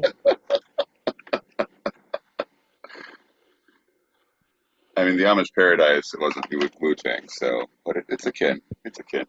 Well, you remember the, we talked about this before, the fucking, the old Jewish retired rappers, the old men from Florida and they had a song called Jap, Jewish American Princess. It was in the 80s, two old men. I don't. She's Jewish American princess. She's Jewish American princess. My dad bought it for me because I was like, I wanted Two Live Crew, and I was like, Dad, my friend had it. He's like, what the fuck? Well, he didn't say fuck. He's like, what? How do you? No, you can't get this. You want to rap here? I'll give you this. And he got that rap album. It was like kosher rap. Hoy vey. Full on two sides, A and B sides of these two old men. Moisha, yeah, what is it? Okay, are you ready to kick it? Hoy, yeah, I am. Holy shit, John. Dub, if you're listening to this, look that shit up. I promise you. He's gonna love it. It's something horrible. Well, and as I walk through the valley where I harvest my grain, I take a look at my wife and realize that she's pretty plain. But that don't matter to an Amish like me. Yeah, but that's Weird Al doing this thing for Gangster's Paradise. But yeah. I said it was like a parallel parody. Parallel parody. Paramore. Paramount. It's paramount that you listen to your paramour. It's perilous perceptions of precocious, preconceived predilections, perchance. Packets pop. Pequot.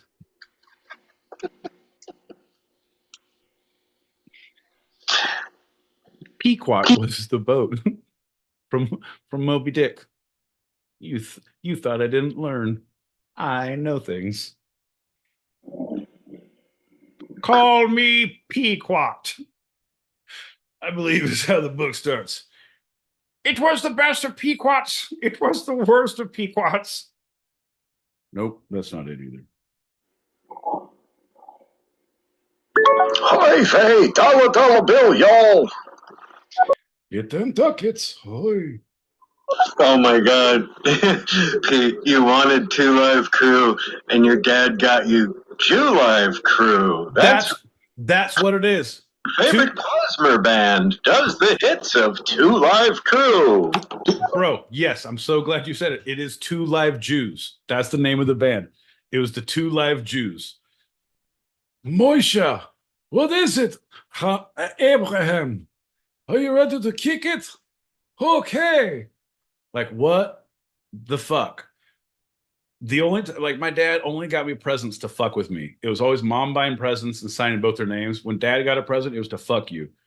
So he gave it to me on Christmas and laughed, and mom laughed like, you wanted what you want? I'm like, man, you guys are a bunch of fucking moils to my foreskin. Fucking, you're cutting my fun off. Some call it Amtrak, some call it the train. Come on, man.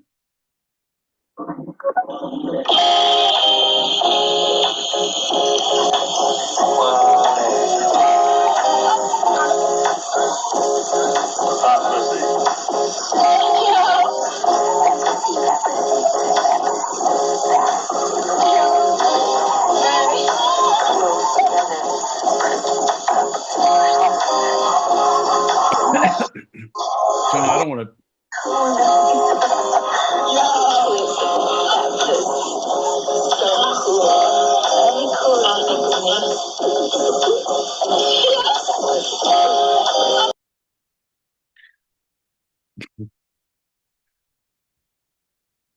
That's awesome.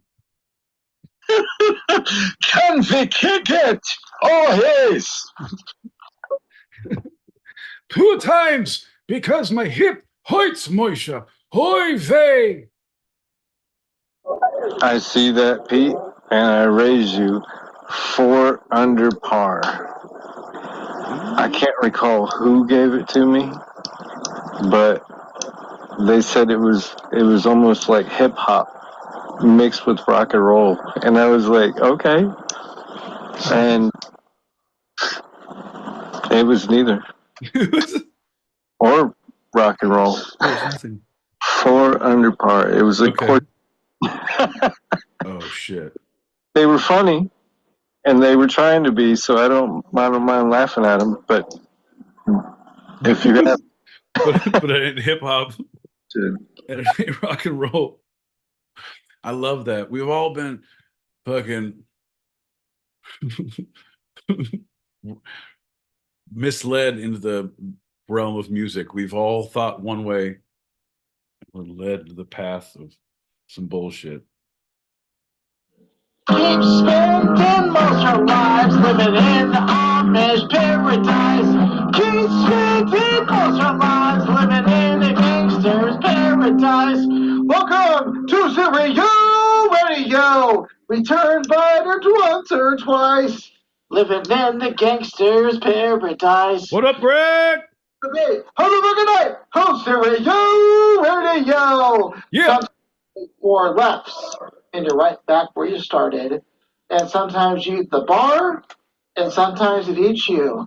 And Pete knows all about eating bars of chocolate. Home Stereo Radio! Let's go!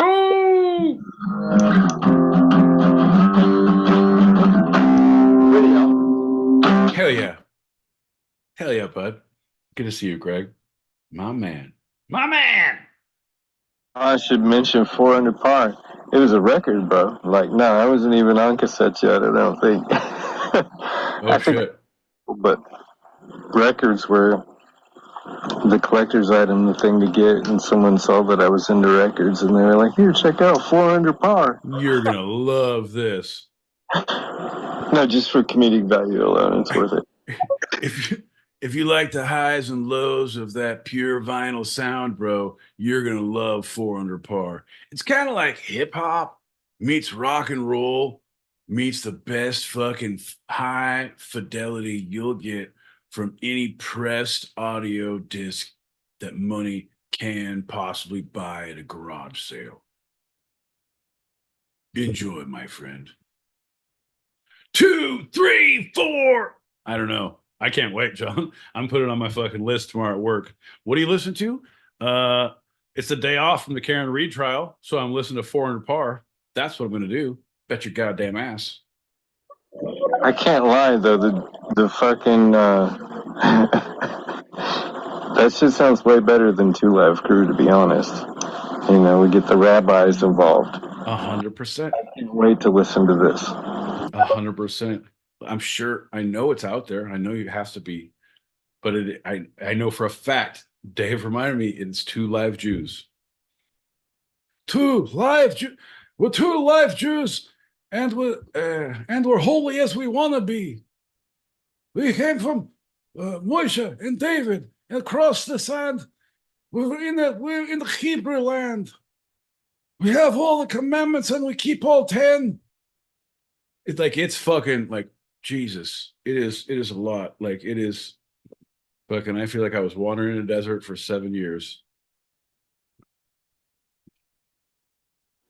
Oh my God, Desert Fox, that's hilarious. By the way, what's going on, bro?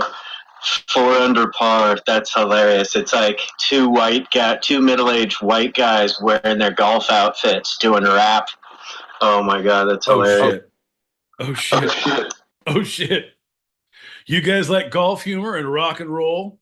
Well, it's not funny and it's not rock and roll. Let's kick it.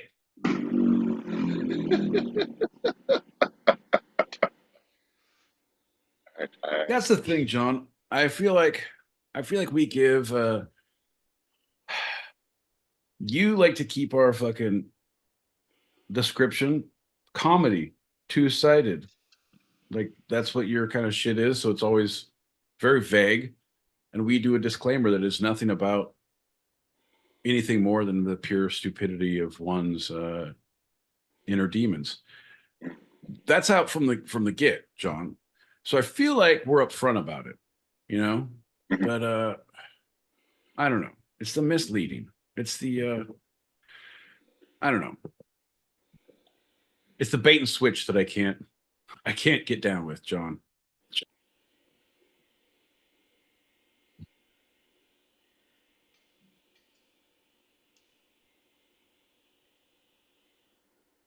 What do you want me to do? No. No. Don't use your fingers. Unmute. Use your words. I'm sorry. I thought you were going to pop. Yeah, bud. This is a time where you get to.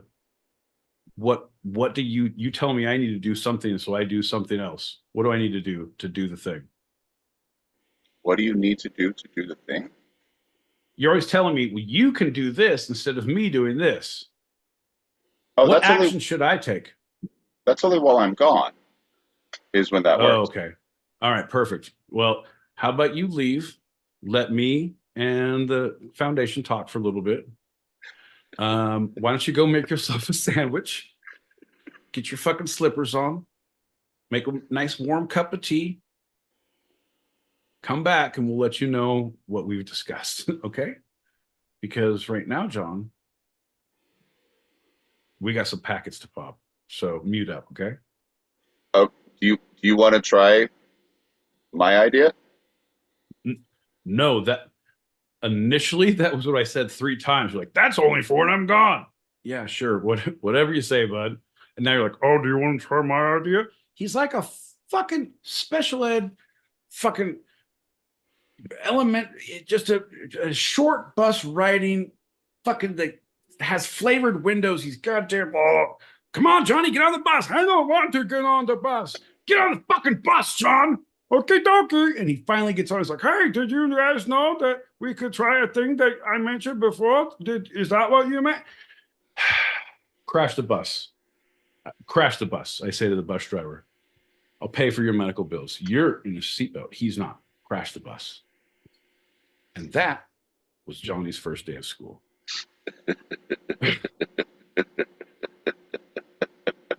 All right. I will make the adjustments. No, trust but me. you need to tell. You can. What? I don't know what adjustments you're making. You need to tell me what to do. Otherwise, just shut the fuck up. Do the same thing and let me play the messages. You look confused. I can do it for you. That's what I'm saying. You don't have to do anything. Just play the messages. Really, just play the messages.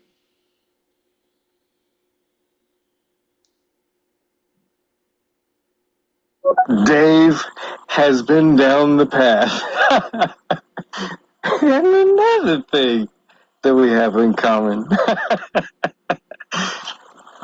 I can't lie, man. It's corny as fuck, but it is. You will laugh, maybe, hopefully, once. One time, you get one laugh. That's right. It's part Country Club and part Beastie Boys. It's 4 under par. These guys were a big hit on the back nine. You know they played at so many fucking tournaments. Like hey, after the raffle and the dinner, you know who's coming up? 4 under par. And these guys made a killing on the circuit. Oof. Ridiculous. Rocking with the tribe is always a judicious move. You know, Irving, probably a lot of people don't know what we're talking about because we talk a different kind of Hebrew language. That's true. Maybe we should let these people out there know a little bit about what we're saying. Let me kick it on the one. She was moving on the dance floor just the other night, shaking her little kuchas, oh man, it was a sight. Now you may not understand exactly what we sang, so now they're gonna hip you to a little Hebrew slang. Now the See? I'm telling you, John. Fucking. Oh, and now he takes this as his leave to go make a fucking sandwich. John. Jesus Christ. I do have a question for the mute ginger who sits there and presses buttons in the green room. How does that make you feel, John? Are you okay with that? Like, truly, and like, you never have any comments to make on the shit? Like, you can totally pop up and go, that's a bunch of bullshit. All right, next message. No. Next packet. I mean... No. How do you feel, John? Nope. You ready to come out your shell? You ready to break free of the cage? Nope. I'm hoping people can hear me. You muted me on this, and I'm hoping they can hear me still. Because my voice is deep. It comes from my soul, John. On this, I say strongly, nope. Nope. John doesn't get to say, nope. John gets to pick the topics, and we have to live through that. So John gets to listen to my opinions when it comes to thoughts, processes, and the great beyond. Nope. Okay, no, that's not it. Hopefully, if John, this new way, if John did it correctly, it could possibly work, but he disappeared. Apparently, this is connected to his video as well. I don't know how that works. I don't even know if you can hear me. I'll be honest. Blink once if you can hear me. Blink twice if you can't. Anyone in the YouTubes, click once for what's happening. Click twice for I can't believe it's not butter. Let's keep going. Don't tap cream, you will up cream. Don't you stop. Oh, shabba bop. Don't tap cream, you will up cream. Don't you stop. Oh, shabba bop. I could listen to you. I'm just going to get the instrumental of my favorite Wu-Tang and listen to you freestyle.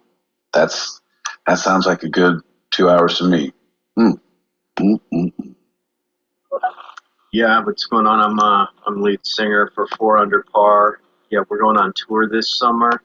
We're doing the Northern California high school keg party circuit. Should be good. We're looking forward to it. Thank you.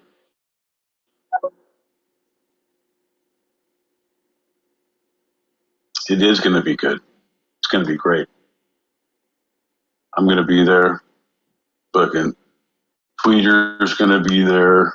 Fucking my boy Big Greg, Jeff T, Jeff C, Jeff F, fucking Big Dinger, Little Dinger, Tweets, Zippo's dad, fucking Zippo's stepdad. Because, you know, Zippo died in that fucking bonfire incident last time. So they're coming in his remembrance. Anyway, it's going to be fucking awesome. We're going to have a bonfire for Zippo. It's going to be great. Anyway,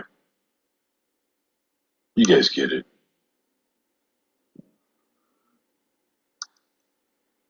Oh my God. Oh my God. Did Mona Lisa just mash Prince's cream with Wu-Tang's cream together? Oh my God. Brilliant. Oh my God. Don't tap cream, you will up cream. Don't you stop. Oh, shabba bop. Oh, there it is. Okay. Okay. What's up, y'all? It's me, Yum. What's up, Pete? What's up, Peacock? What's everybody in the room doing? How y'all doing tonight? Just seeing what's going on. Talk to y'all later.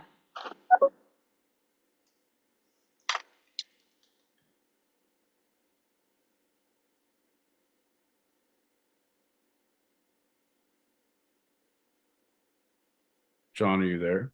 I am. Yep. So why did you disappear, bud? Because otherwise it would be just me listening to you like respond to the messages. Why can't you're an idiot. All right, let's go back to the John. Yeah. Let's go back to the other way when you make that change and you just sit there and listen to me watch the messages. Unless I thought you were going to talk. I thought the whole point was that you could talk. No, that's why I said that's where what I'm going. It works well. I could hear you. What the fuck is your like you guys? It's you guys. Fuck! John. Yeah. Number one, fuck your couch. Number two, I don't think you're doing technology right, bud. I think somehow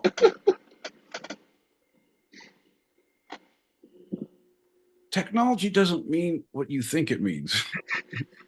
You're complicating shit. Right? Like instead of getting in the front door, you're like circling the house 3 times and crawling in through the window in the back. Like, hey, bud, there's a door right here. Up, we got it. Anyway, nobody else can hear you get in, see you get in, talk while you're getting in. Only one person in the house at a time. It's like a clean room, but it's not very clean because I bring mud in here from the window outside where I tromp through them rose bushes. Anyway, why do we do it? Because this is the way it's done, John. From a man who talks about such progress and fucking forward thinking and does so much introspective fucking theater learning like a motherfucker, all of a sudden you're quiet as a bitch when it comes to fucking figuring out how to move forward with 2 voices at once. John. I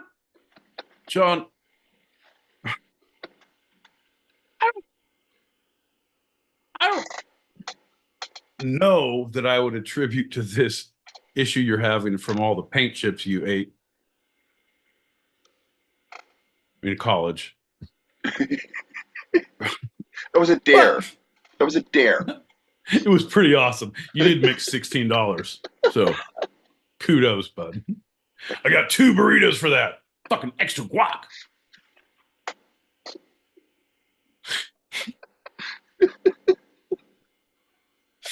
Fucking John, you're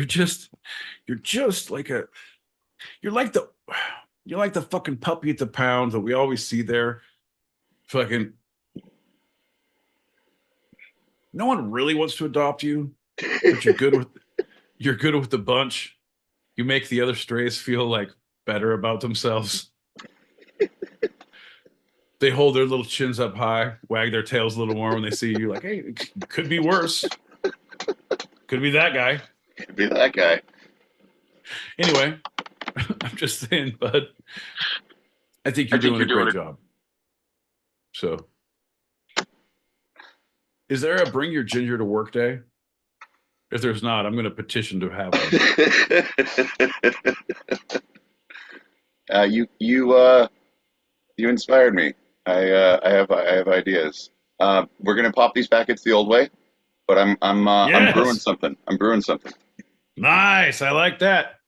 And this involves putting my camera onto the security in my hallway to see what the neighbors are doing. So all the audio goes to the hallway. We're going to see what the UPS guy is actually fucking doing when he drops the packages off. And we'll be back after these messages. Fuck you, UPS! Oh, John. You're an animal. It's you. It's you. Oh man, Pete, they left the they just called and told me that they left the nitrous canister on in the studio there. You might want to let Pete know. Oh jeez. It's linking over. It's coming through the airwaves. Oh, the nitrous is coming through the airwaves. Hell yeah. Bro, back in the day, and even not that far back in the way, it was like, well, 6, 8, 7 years ago. Yeah, it was a while ago. It was okay, fuck. That's a long time ago. You could get instead of the medical grade nitrous, you could get it from the car shops. And so my buddies who would do racing would have fucking big ass nitrous tanks. Gonna put that on your car? Nope. Huh. All right. I guess I'm coming to your house for 4th of July barbecue. Oh no. That's gonna be a very dangerous barbecue.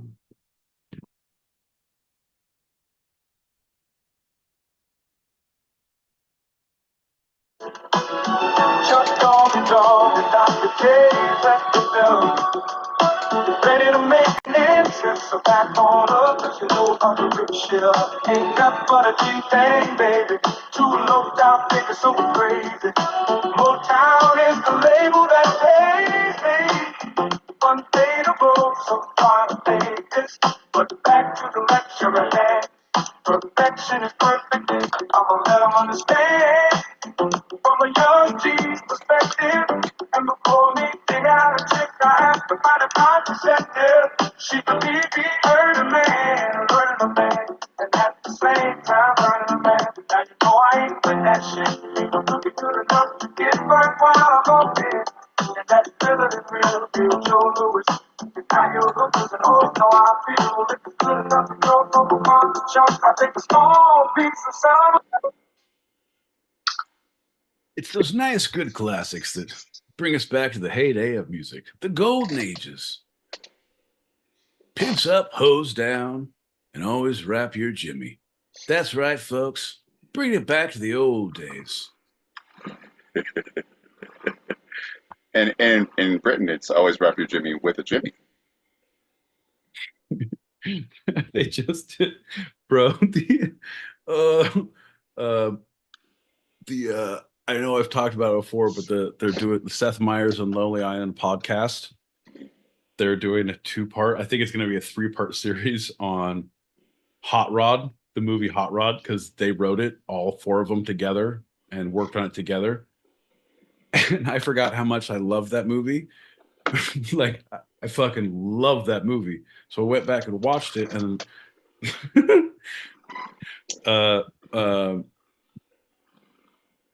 what's his face? The guy from Gabe from Arrested Development. Will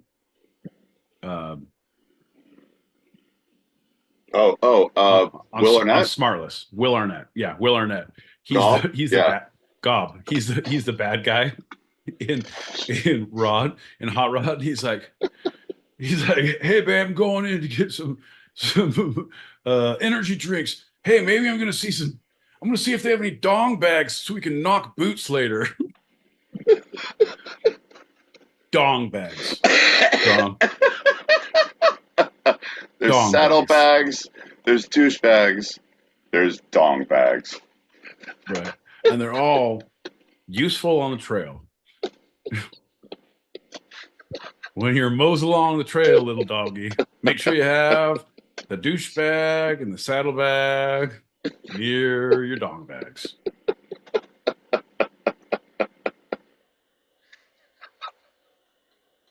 Don't be a douchebag. Always wear Always keep a dong bag in your saddlebag when you're on the trail. And that's a note from all of us to you, partner. Hey, John, what did the Marlboro Man have in his saddlebags? What? Cigarettes and cancer, you douchebag. Also, he didn't wear dong bags. That guy was a legend. Come on. It was the 60s. Come on, man. Hey, man.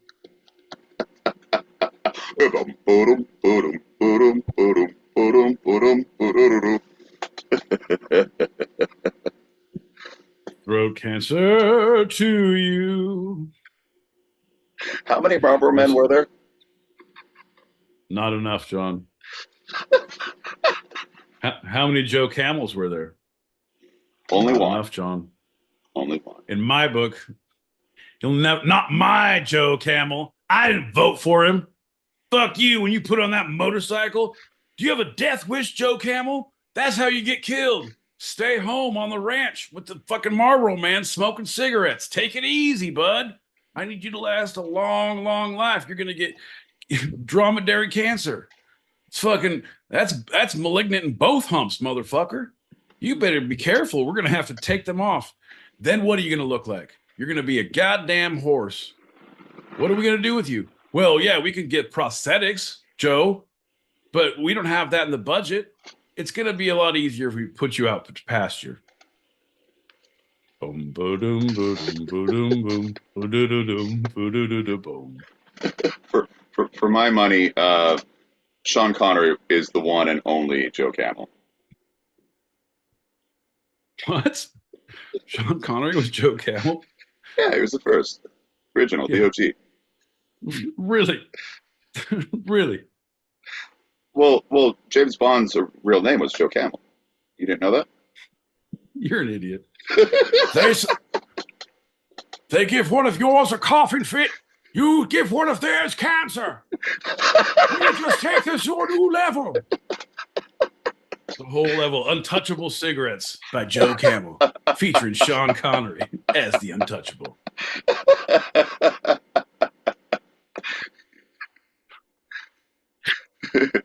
Would you ever take a coughing fit to a cancer fight? Yeah.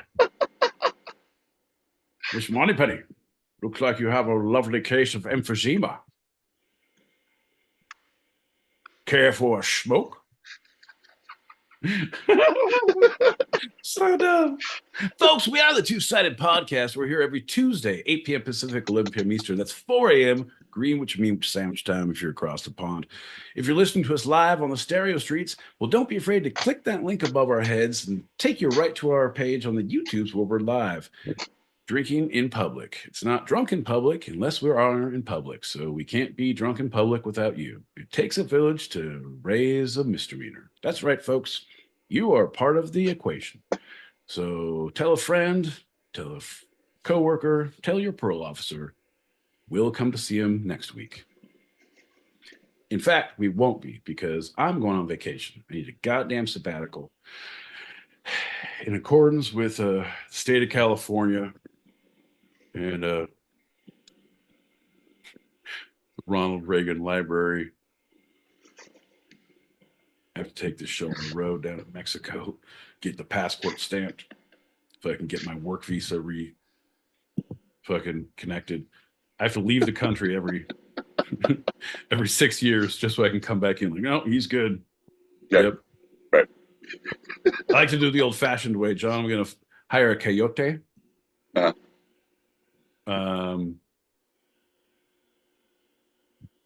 And then see if I can maybe take the rest of that offline. No, John. I'm going to see if I can take it with me on the plane to come home and raise in at my house, and then like it's a dog. I'm going to see if I can pass it off as a dog. Oh, that's not a coyote. That's a coyote. No, John. You look at his tag. His name is Coyote. Very confusing. Hey, we got 3 more packets to pop. Let's pop it. John, this motherfucking John. Fucking John. Hey, it's my boy Pete, Mr. John Peacock. Hey, I left the Marble Man for the camel guy back in the 80s when you get your camel cash with the camel. Hell yeah. Shit was going on with camel. And fucking the Marble Man, you felt like if you saw him, you came up to pat him on the back, your hand would like go through his back, and you'd feel like you're patting a bowl of spaghetti, and those would be his lungs, you know? And you'd just be like, whoa, oh, man, I'm sorry. Can I get you some tinfoil or something for that? Okay, I'm just gonna go smoke my camels with Joe Camel. He's so cool. Why don't you come join us? Looks like you could use some fun in your life. Yeah. Marble Man. What a mess. Right. Ghost, I'm telling you, man. Hey, Marble Man, if you need us, I'm going to be on the back of Joe Campbell's motorcycle. We're going through the downtown high rise. You can see it in the background as we pull off on a lookout to smoke cigarettes. Which is true, John, because have you ever tried to smoke a cigarette on a motorcycle? It's the same way of like if you have a cigarette and out the window the whole time and you like you can kind of hit it, but it's ashing everywhere and you have to cup it and you kind of hit it. It's like, oh, it's in your face. To like, what the fuck? Like, what am I doing with my life? Anything over like 20 miles an hour, you're fucked. Yeah. That's why I always close the windows of the bus when I'm taking the kids to school. Oh, kids, roll the windows up. We're going to hit 40 on the freeway. I need to smoke this cigarette in peace before we get to the elementary. Fucking roll them up, kids. Uncle Daddy's driving the bus. No, that's what it says on my Unified School District badge. Uncle Daddy, bus driver. Is that your name? Yeah, I had it legally changed when I went to bus driving school. Is that a thing? It could be. Don't ask me. Ask my father, Mr. Uncle Daddy. I'm junior. If I have a kid, he'll be the third. It's a long, proud line of Uncle Daddies, John. Our family crest is a hug that lingers a little too long. That's fucked. What does your motto say? It says, don't touch this, you'll get it greasy. I'm going to stop myself there. My two favorite pies. Delicious. Grand equal. How's everybody doing? How you doing, darling? Given a list of things to take along with you. Yep. But if you're Biden, you gotta make sure you bring along Obama to help guide you off the stages. I'm back in the corner, Frank Clank. Great conversation, fellas. 100%. 100%. If I had the power of a sitting U.S. president, I would be taking SEAL Team 6 everywhere with me. Like, not to do anything. Like, right. Any particular reason? No, John. Fucking say something. I'm doing a press conference. Say something. What are they doing? Nothing. Say something. Well, when your secret security gets robbed at gunpoint. Yeah, we have security for our Secret Service. You guys, seriously. We have our junior Secret Service and training program that's not going well, right?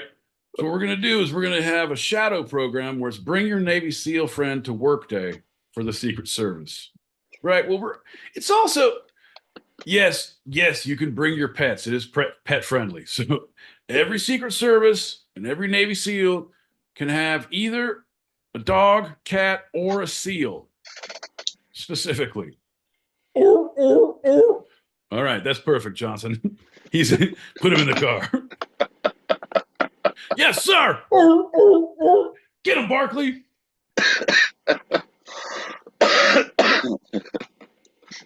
John, did you hear about the emotional support SEAL who was for a Navy SEAL with PTSD? They tried to kick him off a plane. He was on his way to SeaWorld. fucking goes. None of this is real, right? Are you kidding me? Look it up. Man gives birth to baby, John. That's a fact. Seal has seal kicked off plane. Yeah. Seal fights wolves. Also marries Heidi Klum. What? Right, yeah. Seal the seal has seal kicked off plane by Heidi Klum. Casper the Friendly Ghost, not so friendly? This paper's full of facts. Jesus, John. Oh, shout out to Heidi Klum. Shout out to print newspaper, John. You thought print media was dead, but I say nay. I believe in AM radio and the goddamn telegraph. All right. Is it in normal English or is it in Morse code? No, it's Sanskrit, John. It's from before our time. Okay, Heidi Klum on Hot Ones. I haven't seen the episode yet, but she's the newest episode of Hot Ones. Hey, shout out to Heidi Klum.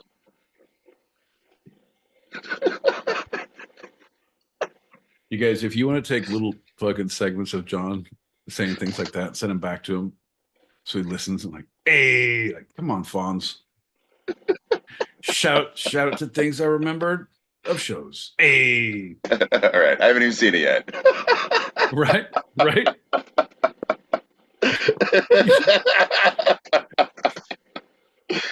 She could have been horrible. Man. I weep for the future. So yeah, I don't know if you had seen on our links, if you had any thought processes that you had thought about what you're going to do for the show next week since I'm gone. If you're going to pop in for a retrospect, if you're going to come in and have a little do your worst and have a keep it open, keep it light, and just have think of it as the short shorts, have like 4 short shorts to do. And what's the through line? John doesn't have bumpers. John doesn't do well with life. That's the through line. But I'm saying, have you thought any more about that? I have, and I know we're wrapping this up pretty soon.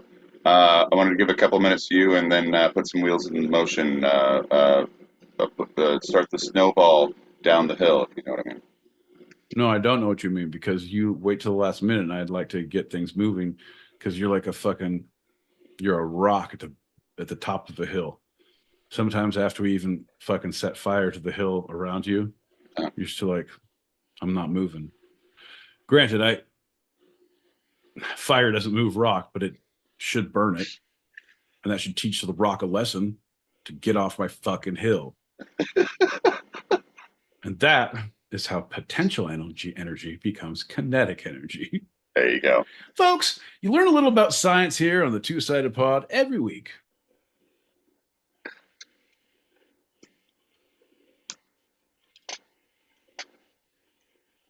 Real camel Jojo, it's Slicky. Met her at the bar last night, and I took her home with me.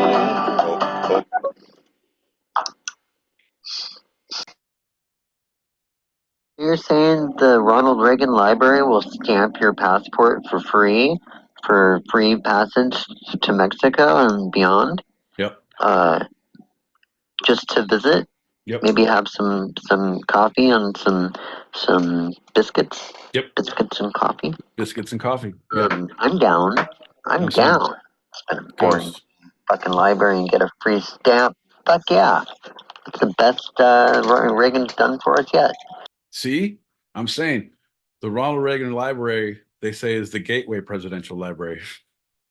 Once you go there, fucking, you'll be off to Nixon's in no time. It's gonna be awesome, John. Hey, what a fucking stupid trip. It's an American history trip, but it was stupid fucking trip. It would be. It's like, I'm gonna go and hit every presidential library in my van across the US and see the history of America and presidencies. And then I'm going to eat MDMA at every single one. Right. Oh, shit. That was the DMT bag. Anyway, over to the Trump library. Did you know there's a KFC in here? It's going to be awesome.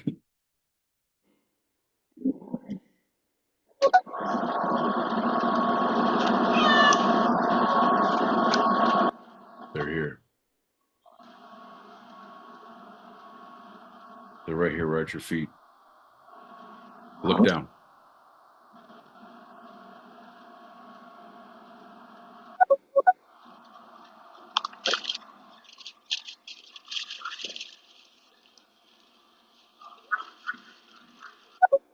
Somebody butt dialed us. I've never seen a butt dial on stereo. This is great. I need to listen to this one because I feel like this is where it all comes together. Someone just got DoorDash. Is there extra fries in there? What you doing? What you watching? What you getting down on? This is you guys, if you were watching the video camera that went along with this, it's crazy. If you log in to the Patreon, we'll show you the security cameras that go along with this audio footage. Oh, wait. Allegedly. Yep. And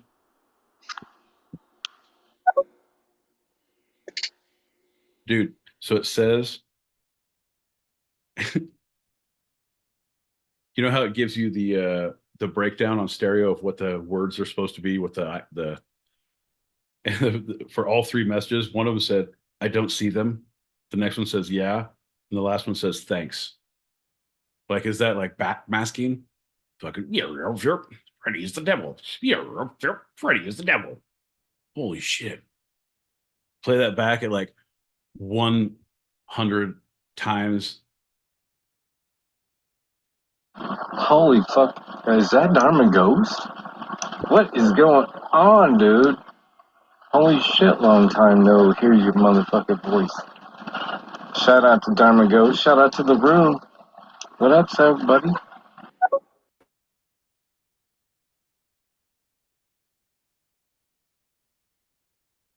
Wait, it was supposed to. My bad. There's another one. You're excited though. Fuck. I tried to come and warn you, but I want it. I want it all. I don't know how butt dials work in the lands of stereo, but I'm glad we figured that out. If there can be a technological difficulty, we will find it on this show.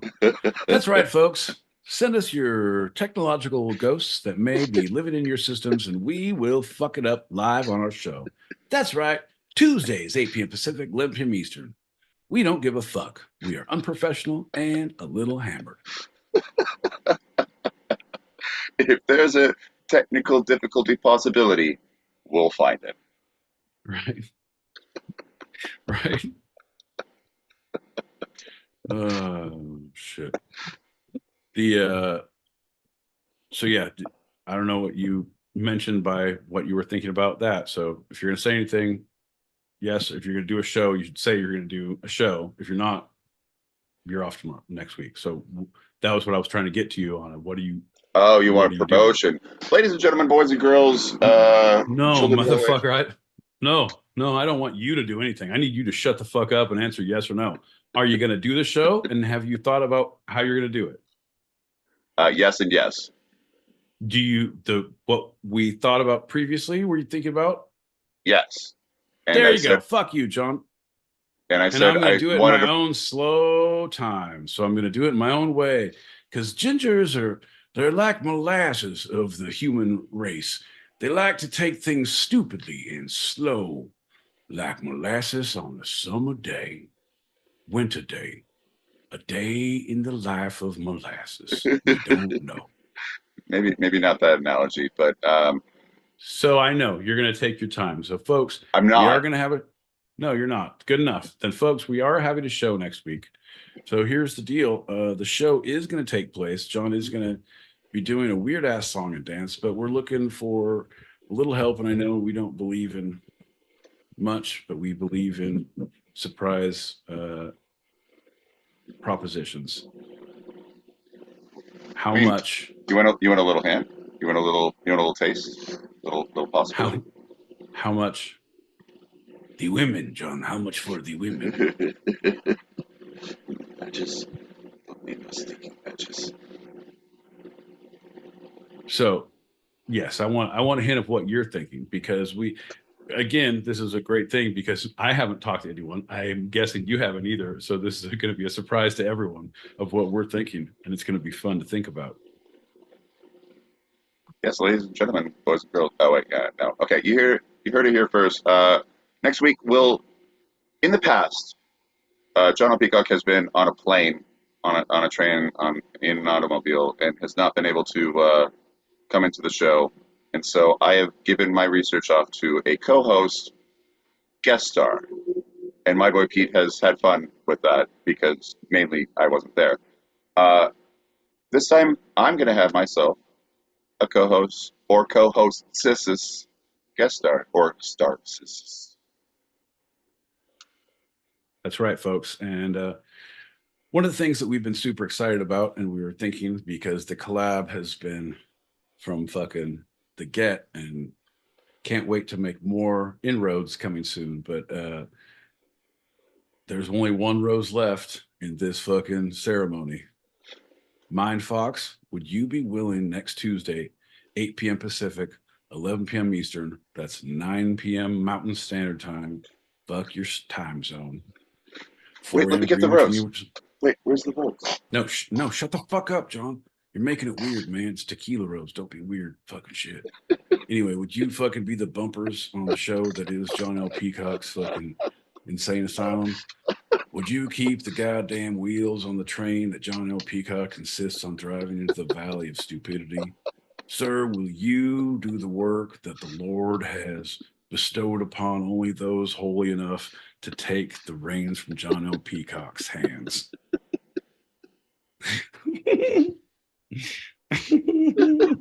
I'm just saying. It takes a village to raise a peacock. Down in the valley so dumb. I'm John L. Peacock, and I need some bumpers because apparently I go off the rails. My boy Pete doesn't like what I tails. That's right, folks. We're going to keep John locked up on the Pequot. It's going to be a boat off the Harbor of Sanity. That's right, Pequot. Bringing it back. Call me Ishmael. Call me Ish. You keep my motherfucking name out of your motherfucking mouth, Moby Dick.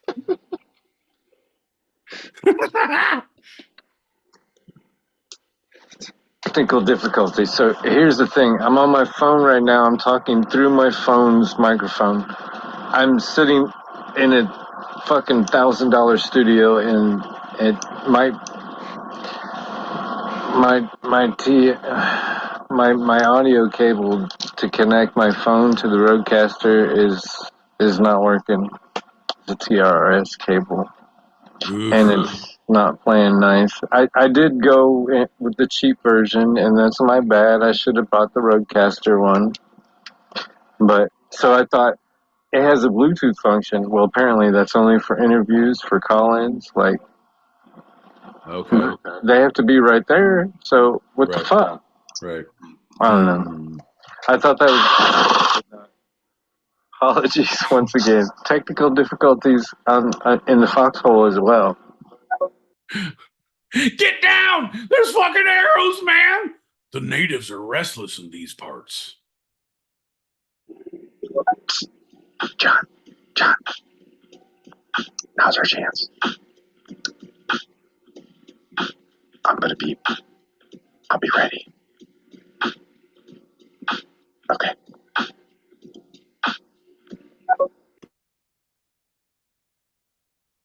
would love to guest co-host with Mr. John Peacock in your absence, my boy Pete. Have fun wherever you're going, and don't let the door these motherfuckers on the way out. These fucking guys. Mr. Peacock. What's our show going to be about? These fucking guys. Considering that it is your podcast. What the? Don't let me make any suggestions. Holy. I take no responsibility for any mystical phenomenon that kind of makes shit go south. Been known to happen. Blame the Marlboro Man. God damn it. Cancer strikes again. It rears its ugly head. Some of us call that a flare-up. Some of us thought we were in remission. John, what the fuck, man? Everybody's super eager to get me the fuck out of here. What is this about? Just when I thought I was out. Fuck you, John. Don't remember what I said? No hands. Keep your fucking hands to yourself, John. Jesus Christ. No, I know there's messages. I'm not done yelling. Apparently you fucking forgot who I am and what this show's about. I'll read it out for you. And Pete's ragings, John. I thought you got off pretty easy because I'm not going to rage at the only thing I could rage about in your show is helicopters. That's something I could rage about. But this, John, I'm super excited. I'm super excited that there's people who are going to be willing to fuck with this and figure out how to keep you in line. But it's also going to get a lot more, I'm going to say, understanding for my plight as a, dare I say? I dare. Humanitarian, John. I do humanitarian work, is what I do. And also, John, we got some fish tank questions here. Cataclysma or Oralakis. Seems to me not wanting to eat the feeder fish. It's a crazy town. So, yeah. So, folks, if you have any ideas about some freshwater tanks, also saltwater tank ideas work. We're open to all ideas. There's no bad ideas. There's only fish ideas. That's right. We're open for everyone. Sorry, John. Anyone on the YouTube, we got Toss the Terrible. My man with the plan with the aquarium. That's what we like to call him. 100%. You haven't even finished your shit yet, but I'm available. I'm down. I'm ready. Tuesday, 8 p.m. Actually, it should still be 8 p.m. You said 7 p.m. earlier, and it fucked with me. Anyway, no. Oh yeah. 8 p.m. Mountain Standard Time. I shall be available. I shall be available before that. Yeah, 7 p.m., 11 p.m., 8 p.m., 4 a.m., 2:30 for 1.21 gigawatts. You kissed your mom at prom. Johnny be good. We got a score before prom. And scene. Yo, I'll even make sure I have some spiced rum ready and a shot glass available. Probably 2 of them, so I can always have one on hand when John says, all right, let's take a shot. I got you. It's a troubling road that one must wander. But at the end, there is a pot of gold or a leprechaun with the fucking middle finger. Ain't that right, John? Oh, no, it's just John using his hands too much on the fucking Zoom. There he is. Seriously, we're going to miss you, Pete. It's just not going to be that.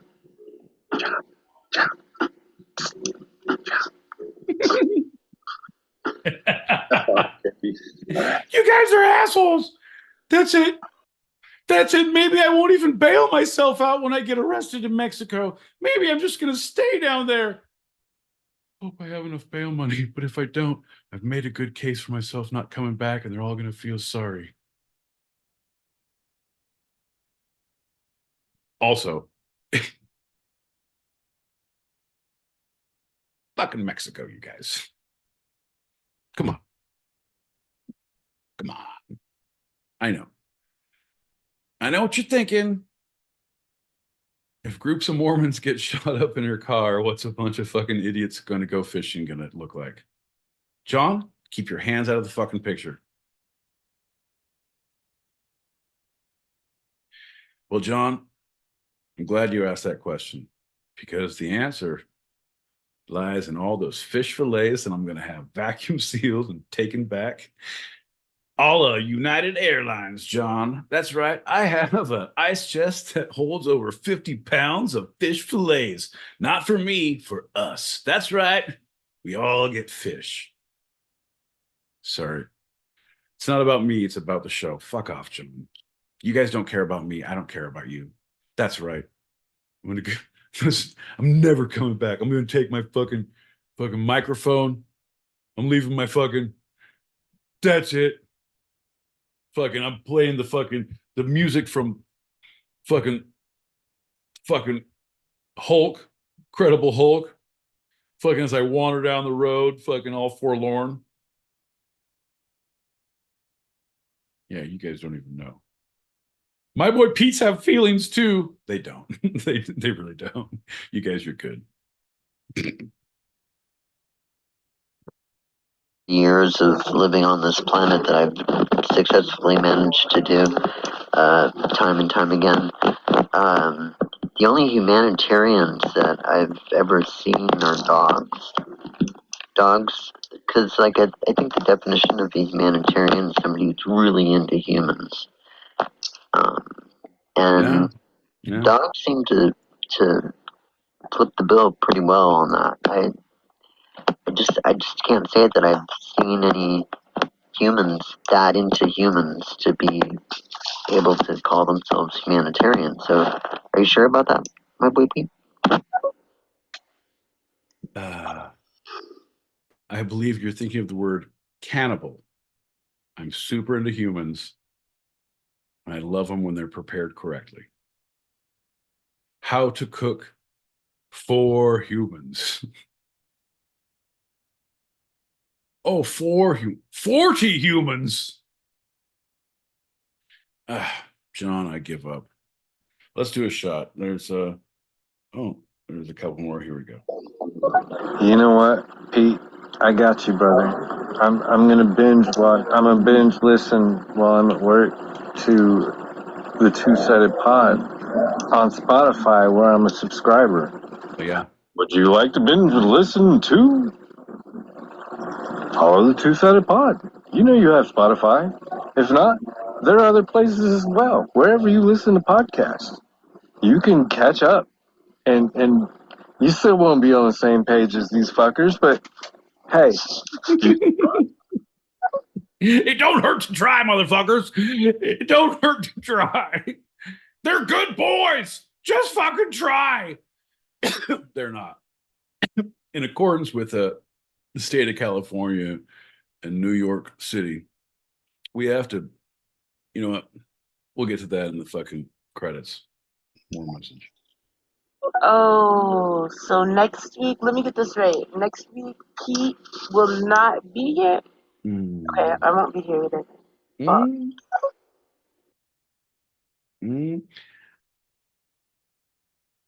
I am going to be posting photos on the OnlyFans. I mean, fans only. I mean, I wish I had fans in Mexico. It's super hot down there.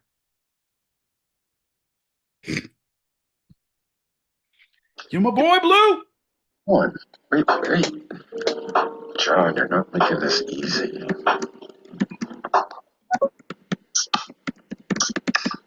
Mona says she's going to bed. Love you, Mom. I'm going to send you fish pictures. I'm going to send you a fish picture. You going to get a fish picture. Let's do a shot, John. You ready, bud? You want a drink? Hey, pal. Yes, hey, yes, I am. Hey, bud. Hey, Yes, pal. I am. You I'm want a ready for drink? that shot. Yeah. Who's a good boy? Who gets a shot? I am. Yeah, that's right. You are a good boy. You want a shot? I want a shot. You want a shot? Yeah. You want a shot? Here you go. Raise them up, Johnny. Cheers. Bing, bing, bing. Everybody, Couch. You're welcome for listening.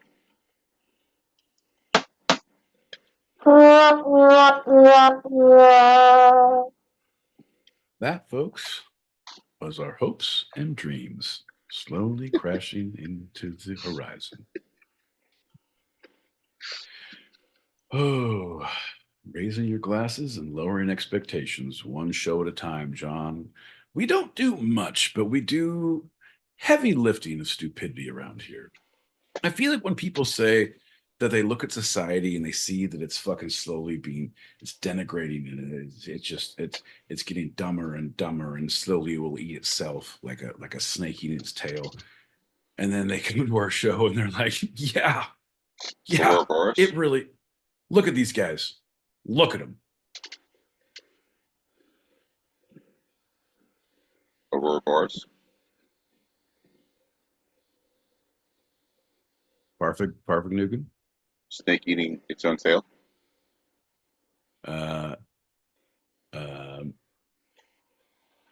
Marilyn Manson sucking his own dick. The snake eat Aurora Boris, not Aurora Borealis. Yeah, when you can see Marilyn Manson in the stars over Alaska. Fucking crazy. On a perfect night, the moon hits over the tundras, and you can see Marilyn Manson sucking his own dick. It's a beautiful sight. Ah, there it is. People travel thousands of miles. And he makes it classy. He covers up the swastika on his forehead. Super classy, John. Like, come on, bud. This is it's a natural wonder. It's for kids. He's not going to be fucking crass, you know? Yeah, of course. For kids. Well, it's for kids. It's like going to fucking Yellowstone and seeing Marilyn Manson bite the head off a bat at a geyser fucking before the geyser goes off. Like, inappropriate, Marilyn. Inappropriate. But very consistent. Every 47 minutes. Yeah, but at the wrong timing, that's just bad showmanship. Come on, John.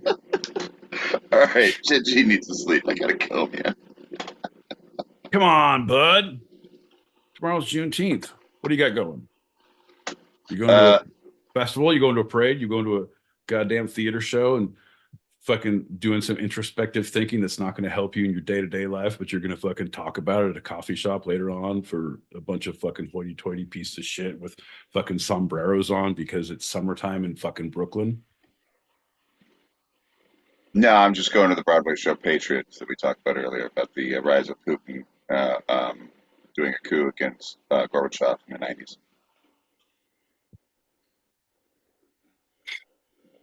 Fuck you, John. The problem is when number one, Taza doesn't like Mountain Standard Time because a lot of people don't. Who likes those mountains anyway? Bad for the algae growth in tanks. While he was cleaning his algae in his tank and to discuss spawn on his hand, I think he only knew it because when he pulled his hand out of the tank, he heard at least 147 tiny little screams. So.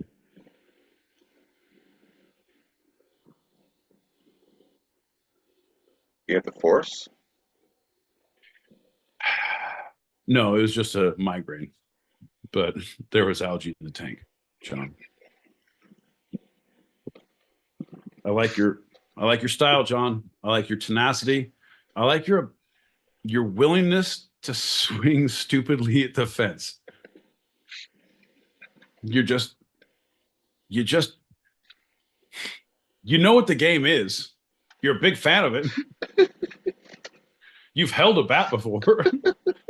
It's a different game, bud. I love that you're willing to step up to the plate, but holy shit.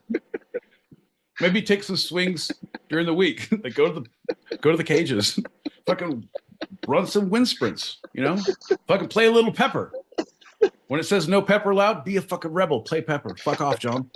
Get some swings in. And then, my man, tenacity will pay off. I like your style, bud. I like your style. Well, that's why in the junior league they called me Babe Ruth #2. They called you Baby Ruth because you always had one in your hand. Hey, tons of fun. Drop your candy bar and pick up a bat. They actually called me Babe Ruth #2. That's real. Because I was swinging wildly.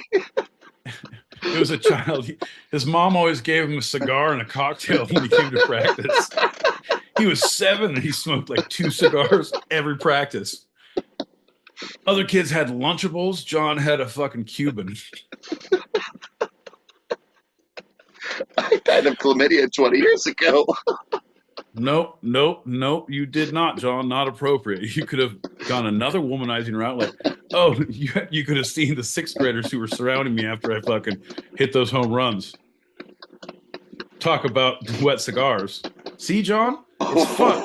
Wow. Yeah. You got to keep it classy. Don't go chlamydia. No one likes that.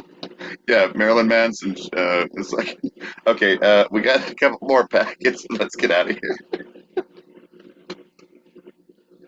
You'll get there, bud. I appreciate you. Let's go. Let's go. Look at the fucking listening audience right now. Like, it's a family fucking reunion of old school, all-time stereo superstars. Hell yeah. Like, only, look at you guys. Look at you guys bringing us together. Man, I hope it survives 1 week without my boy Pete. Amazing energy. You're the glue that holds it all together, Okay. man. All right. Thank you. Miss you, dude. Thanks, bud. Yeah. Nice. Like, Ghost. fucking year when this shit happens. We'll be alright, because look at your fucking listening audience right now. If we could last this long on stereo, we could survive 1 week without my boy Pete. There we go. All right. I like those positive vibes, Ghost. I like, you know what? I guess it's a good time as any to do the altar call, right, John? Yes. So, folks, if you believe in the two-sided, if you feel the two-sided, if you want to be part of the two-sided, well, folks, don't be afraid to come on down Tuesdays, 8 p.m. Pacific, 11 p.m. Eastern. That's 4 a.m. Greenwich sandwich time if you're across the pond. That's 9 p.m. Mountain time if you're in the mountains. God bless your soul if you're in Arizona through Colorado, because it's hot as shit and you better be armed.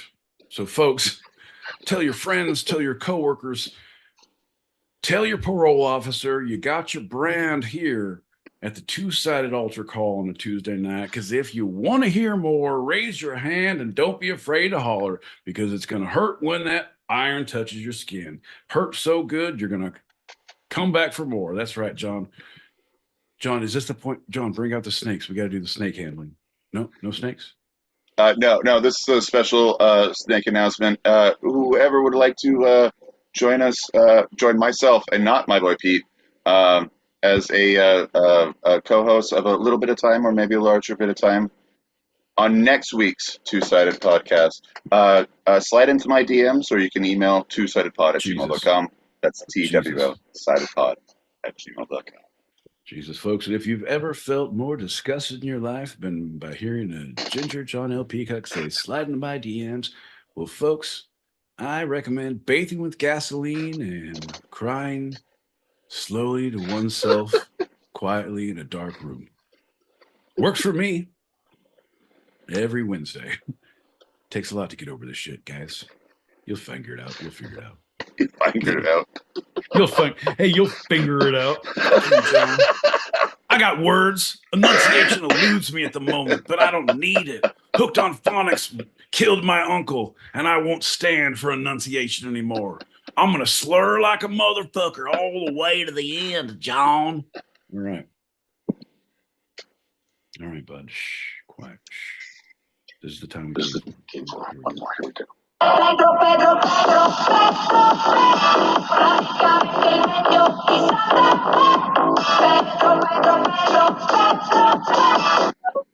You You guys, so weird.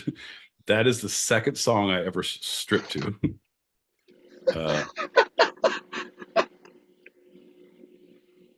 It brings down the house. They say, bring the rain, bring the thunder. Pedro, Pedro, Pedro. It's upbeat. It is. Gives the people what they want. Yeah. Like the Kinks say, give people what they want. I'm saying, John. Well, folks, looks like this old cowpoke better be wandering old back to the farmhouse. So I need to pour another shot, so grab that last pack. Hey, so just so you know, bud, I don't give a fuck. I don't work tomorrow. I take federal holidays like a motherfucker. Do you work tomorrow? No, I'm seeing the show. 1 p.m. Eastern. 1 p.m. Eastern. Yeah, all right, Eastern. so you got another hour. Good. I have at least 3 more shots before we have to do anything stupid, John.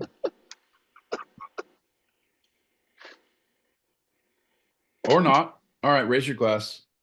No, I'm down. I gotta pee. So let's pop this, do a little tinkles, and then I'll be right back. And nope, don't say those words. Do the thing, mute me up, leave your thing up so I can play messages and talk. Okay, yeah. Oh, let's try that. Right, yeah. Hold on. You gotta do a shot first, dummy. Let's do a shot first, dummy. Bink, bink, bink. Like, okay.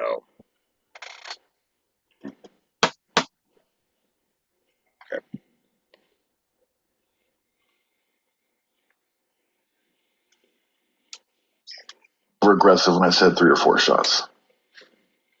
I meant 4 or 5. What now, John? Can you hear me now? Can you hear me now, John? Yeah? All right, folks. Over, under. Does John sit down or stand up to pee? Over, under. Fucking smart money's not sitting down.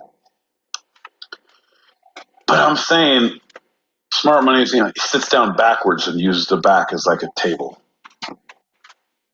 He can do his fucking research in there. I don't know. Horrible idea, but I can still play messages. Check this shit out. Dub, dub, dub. How cheap you think we are, Peacock? Unbutton that shirt a little bit more. Then we'll be slide. See you, Pete.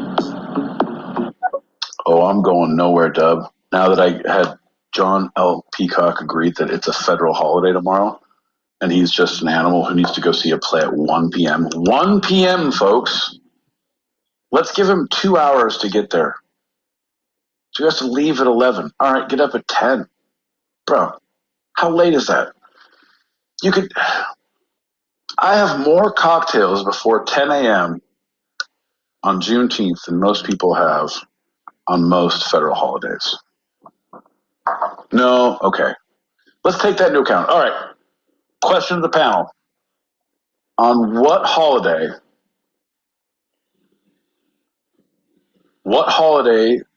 give me the top 3 drinking holidays. And for bonus points, tell me what is the drink? Is it, because I know we're going to go no, don't get 3 because it's always the big 3. But you know what? We got international people here. They don't know. Like maybe it's like All Saints Day and Boxing Day.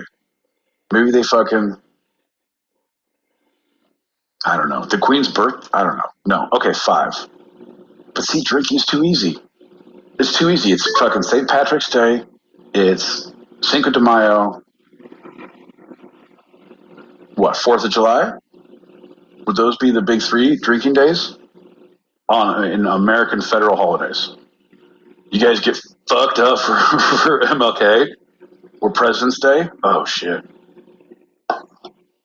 Day before Thanksgiving, like the Wednesday before, that's the biggest drinking night of the year. What do you think? If you do it right, you guys, and I'm just saying, this is where it's a little Tony Robbins, it's a little fucking self-empowerment. If you put your mind to it, any day of the week, can be the best drinking night of the year.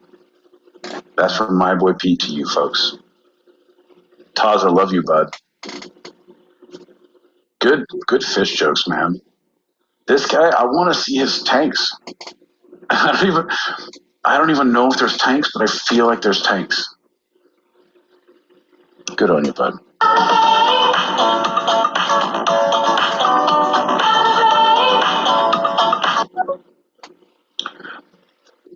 That's right. That's right. We're going to have a good time, folks. What would you play? Okay, here's a question. For playlists, like it's the game Fuck, Marry, Kill. We're going to play a music game. What are the songs or the musical soundtracks that you play for you're partying, you're at a bar partying, like raging, like fucking getting after it, drinking. You are after the bar, or not after the bar, you're intimate, it's fucking baby making time. Or trying to be maybe baby making time. And the last one would be where you're fucking your plane is crashing, your cancer is terminal, your fucking there's only so much oxygen left in the submarine.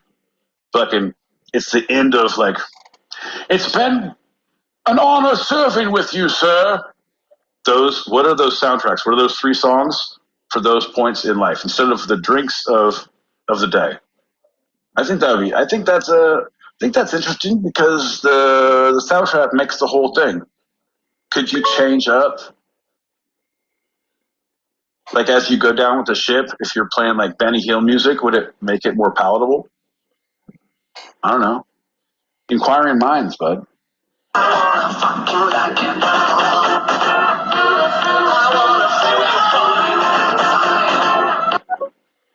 Ah, yes. The old hound's way. Some call it doggy style. I prefer the classy old hound's way.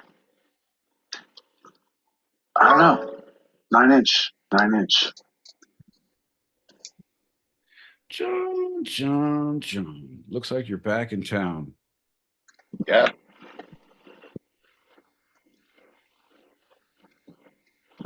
That's all I have. Downward spiral. Hurt myself today. The terminal cancer's gone off the rails.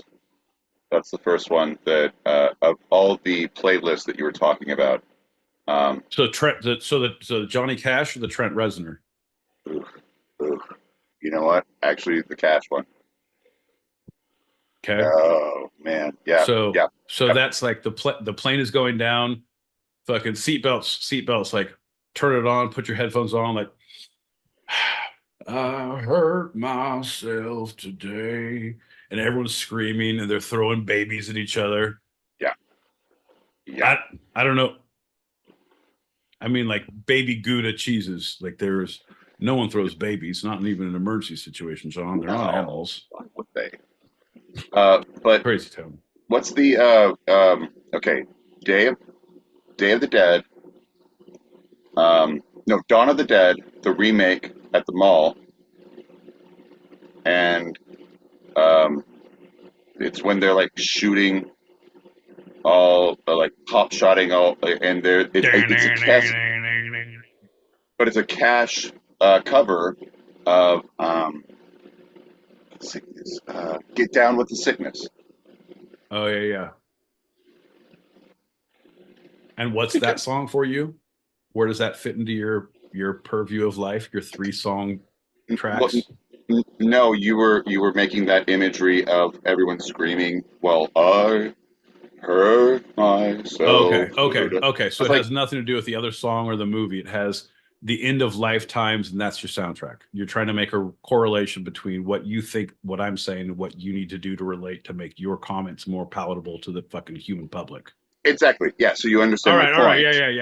No. You That stop dichotomy, talking. I'll go ahead. Yeah. Invert bullshit. No, really, it was great.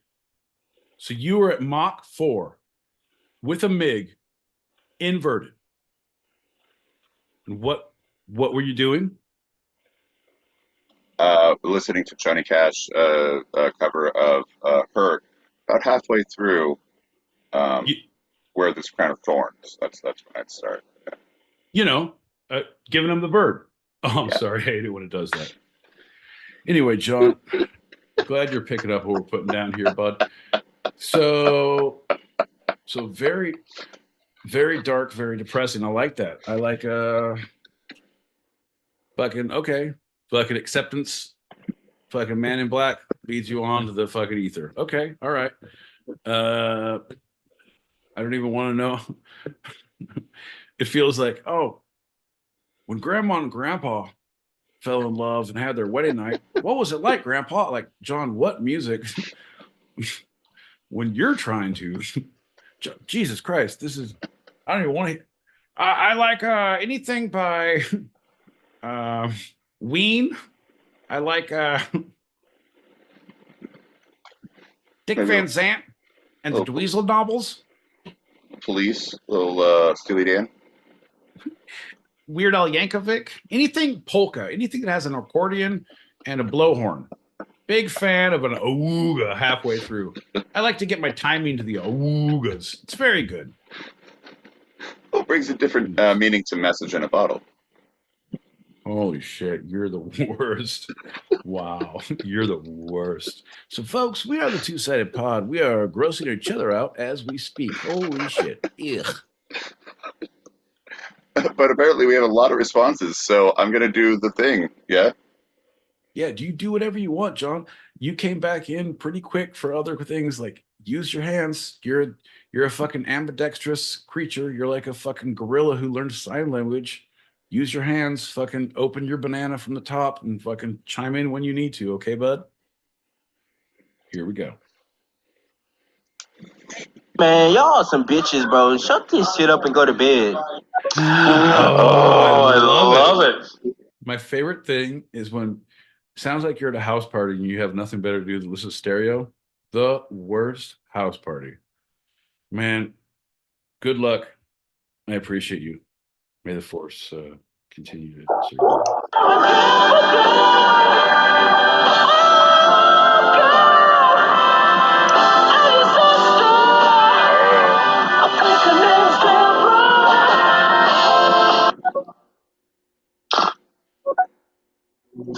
Ladies and gentlemen, Ryan Sickler. Where are the drinkers tonight? Where are you at? All right. What's up, balcony? What's up there in the balcony? And the weed smokers, where are you? There we go. That's me. I'm a weed smoker. Now, I don't smoke daily, but I do smoke nightly, okay? And I have a drink every now and then, too, but just for me, like, I had to really assess alcohol's role in my life, you know? And when I'm just comparing the two, just alcohol and weed, for me, alcohol has always been the bad guy. It's always been full of shitty decisions. It's never had my back. It's just been a really bad friend. Weed has been the good guy. Weed's been there for me. Weed's been kind, gentle, caring. Weed will humble me if necessary, okay? All right, but here's the deal. I feel like you're judging a little too harshly on alcohol. The thing is, you had a bad relationship. Just because one fucking alcohol hits you during the fucking time doesn't mean that all of them will. You're just fucking with the wrong alcohol, right? You're doing it wrong, bud. Here, let's go drinking. We're going to figure this out together, one drink at a time. It's a 12-step program. It's My Boy Pete's Get You Back Into Drinking. Don't be a bitch. Have a cocktail. We'll smoke it out if it feels too bad program. It's $2,800 a day plus travel expenses and per diem for me and my staff. Anyway, we'll take you to in your local environment. We'll go to your local bars and we will get blackout drunk everywhere you think you have been banned. And why will they do it? Because goddamn, we have cameras and it's going to be like a fucking documentary. And who likes a documentary? Everybody.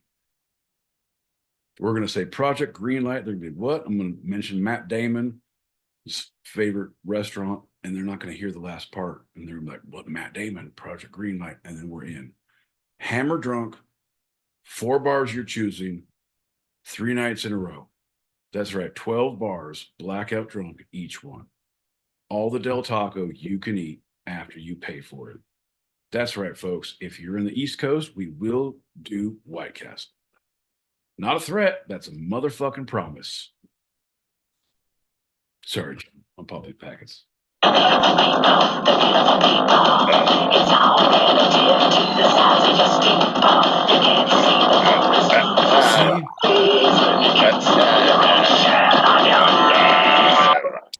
Wasn't a fan. I'm not a big fan. I wasn't like, I saw him live, like the whole, like the music, like I get it, like I'm with you. But can you do the Aurora Borealis is what I'm asking. Has been the good guy. Weed's been there for me. Weed's been kind, gentle, caring. Weed will humble me if necessary, okay? Weed's been a good friend. Now, I've been smoking weed for 25 years, and in that 25 years, Weed's never told me to do some of the shit alcohol's told me to do. 25 years, not one time ever, Denver. Not one time ever has Weed said to me, just go ahead and piss yourself right here.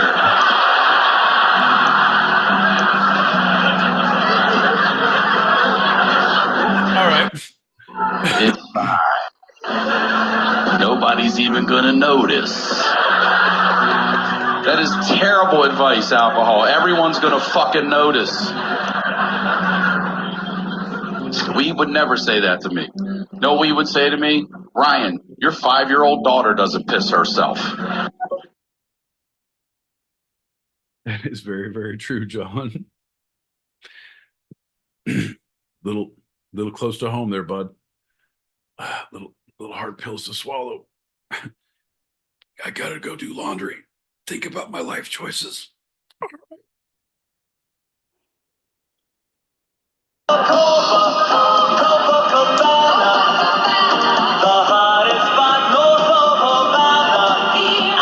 John, for your birthday, I will get you a cabana boy. He will come with coconuts and pineapples and all the mangoes that one could have. John, you will love him.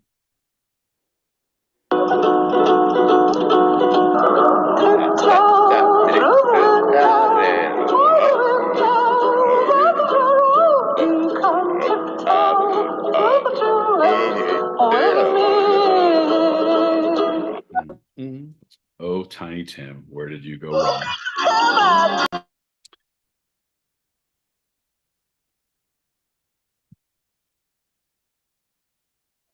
I know I've said this before. You guys, but I want to say it's on Paramount. There's the South Park concert at Red Rocks, and it's all the music from South Park, but they have Rush there. They have Primus as the house band, and then Ween comes on, and they do that song. And fucking, I had never seen Ween, and now at this point, like everyone's getting older, but they look like Kyle Glass, like old dudes who look like they should be buying fucking half pints and doing laundry at the laundromat. Like very like, oh shit. How are those little daisies doing right now? Oh shit. I don't know. Great show though. Highly recommended. God, Pete, I know what you're talking about, man. I'm sitting here eating ice cream, masturbating, thinking about the choices I've made in life. Yep. Right. I had to move away from ice cream, my friend. Lactose intolerant. Now I just do fire hot Cheetos and taquitos. Fucking.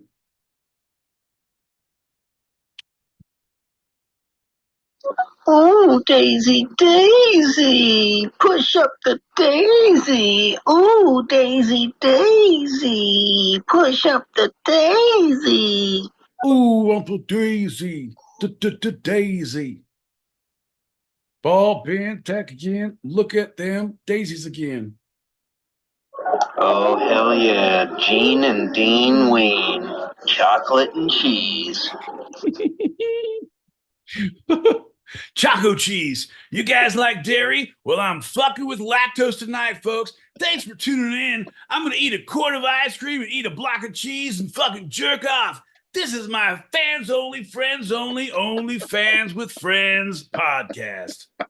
That's right, folks. Behind the paywall, you'll see all the dairy you can treat yourself to. Oh, you Jersey God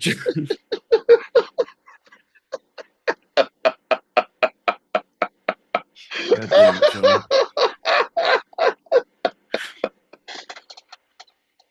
Well, all you people who like heifers out there, well, don't be afraid to drop a like and that subscribe button, because we are the Jersey Cow Central Nation of all the podcast dairy affiliated podcasts in all the world. John, what we're bringing to you here is a milk centric, non-beef oriented, because we don't believe in any of that nice Kobayashi, Kobe beef. Yeah, but if Kobayashi, he walks out with a limp, but that cow starts walking away fucking better when he gets out of the police station, Sean. The big whale, they call him. Small call. Anyway, folks, if you like what you heard, if you like dairy humor and cow jokes, bad callbacks, the fucking usual suspects, well, you're in the right goddamn place. Have you ever seen a man drowned in open water? Well, folks, this is the verbal equivalent. Let's all stand back, because if you get too close, he'll pull you down with him. You send him a raft or you let him die. Those are your two options, folks.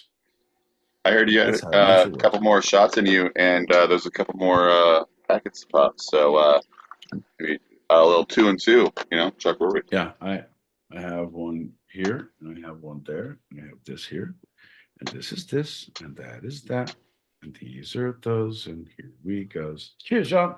Bink, bink, Cheers, bink. Cheers, everyone.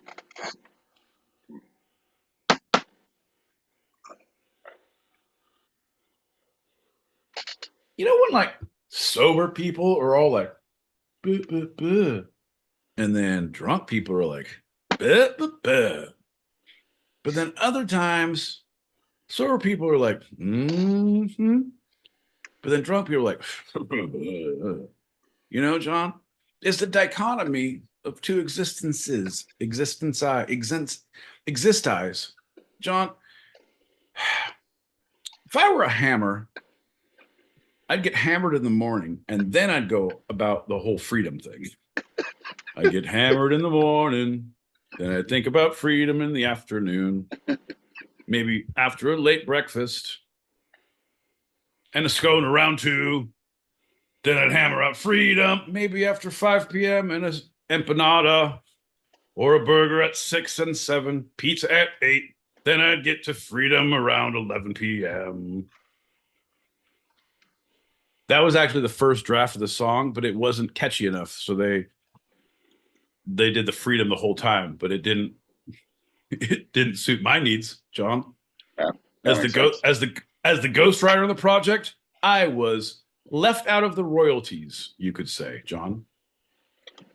I mean, that's very similar to Van Morrison's Brown Eyed Girl. His original lyrics were Brown Skin Girl. And the producer said, we can't do that. You have to change it to Brown Eyed Girl. And that sounds good, but the reason was because it wouldn't sell. Right. And he looked at producer lady right in the eye. He said, I can be black-eyed girl if you keep talking like that. Folks, it was a different time. Anyway, the contract was negotiated and a hit was made. And that was Where Are They Now Behind the Music. Brothers and the sisters all over this land, yeah. Come on, folks, you know the rest of the words. All right. The freedom hits of the 60s and 70s with Van Morrison.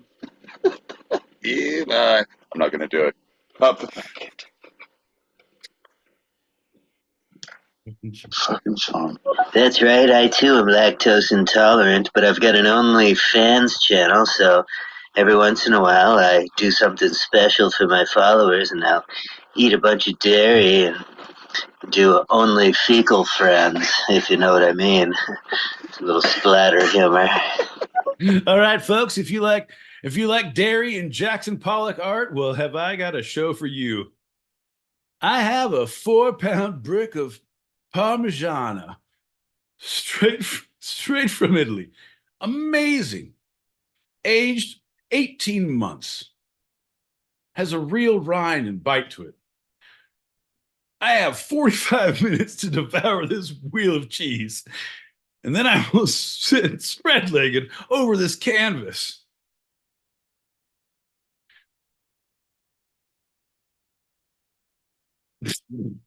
That's horrible, John.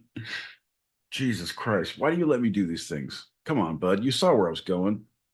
Come on, stop me for it. Stop me. I don't eat beef. I want go. Okay, let's get that straight right off the gate. Okay, I don't eat beef. I eat wagyu. John, do you ever watch gladiator movies?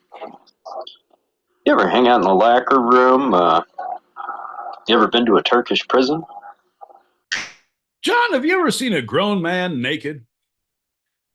John, well, next time you come up, bring those magazines you found under your dad's bed, okay? All right, bud. I had a hammer. I'd hammer on Pelosi. Oh. Hammer on the morning. All upside his head. Fucking, apparently that song was released and the message was caught.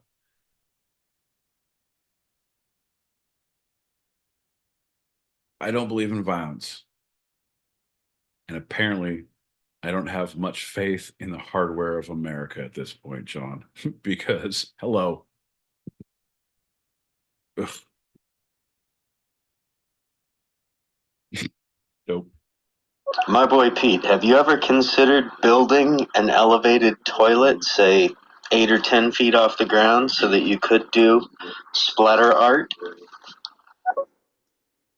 Bro, this is unfortunate, but the bougie camping, like, well, no, fucking, because you have the bathroom tents that are like the stool with just basically a bucket and you have a bag in there. But if you're out camping, you just go in a hole, but then you can get a fucking little folding chair thing that has a hole in it that you can aim at the hole you take. But I mean, if there's an anthill around, it is pretty funny to just aim over that. I'm just saying, it's nature, bud. I think of myself as a bear in nature. Just I'm there collecting berries and foraging for the long winter, getting fucked up on mushrooms and fucking malted hops. It's nothing that the ants haven't seen that they're not going to recover from. This is fucking circle of life, John. As I'm doing my business, I feel David Attenborough is fucking urging me on, telling me that this is fucking humanity. What a gift. I mean, as Shakespeare said in Hamlet, oh, nothing, my lord, but to show how a king can flow through the guts of a fishmonger. The fuck is that? Well, the worm eat of the king after death, and the fish eat of the worm after death, and the fishmonger eat of the fish, and therefore the king flows through the guts of the fishmonger. Circle of life. I thought you were digging the gut. Fuck the fishmonger so hard I was digging that dude's guts out. Like, oh no, totally different. No, that my side you can also do, but this is, tree of life and all. Have fun at the port, my lord. Do you think he'll make it? It'll take a miracle. Take a miracle. Jesus Christ. John. Yeah, big day off tomorrow. No plays. No fucking.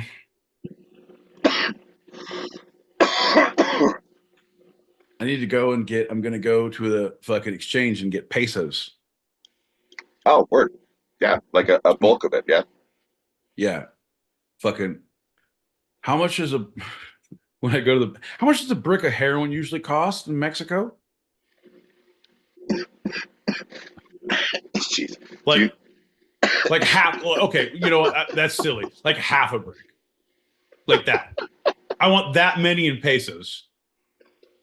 Not a kilo. Take it out of like a pound, not a kilo. So it's like a half a pound. And I believe it's pronounced el kilo.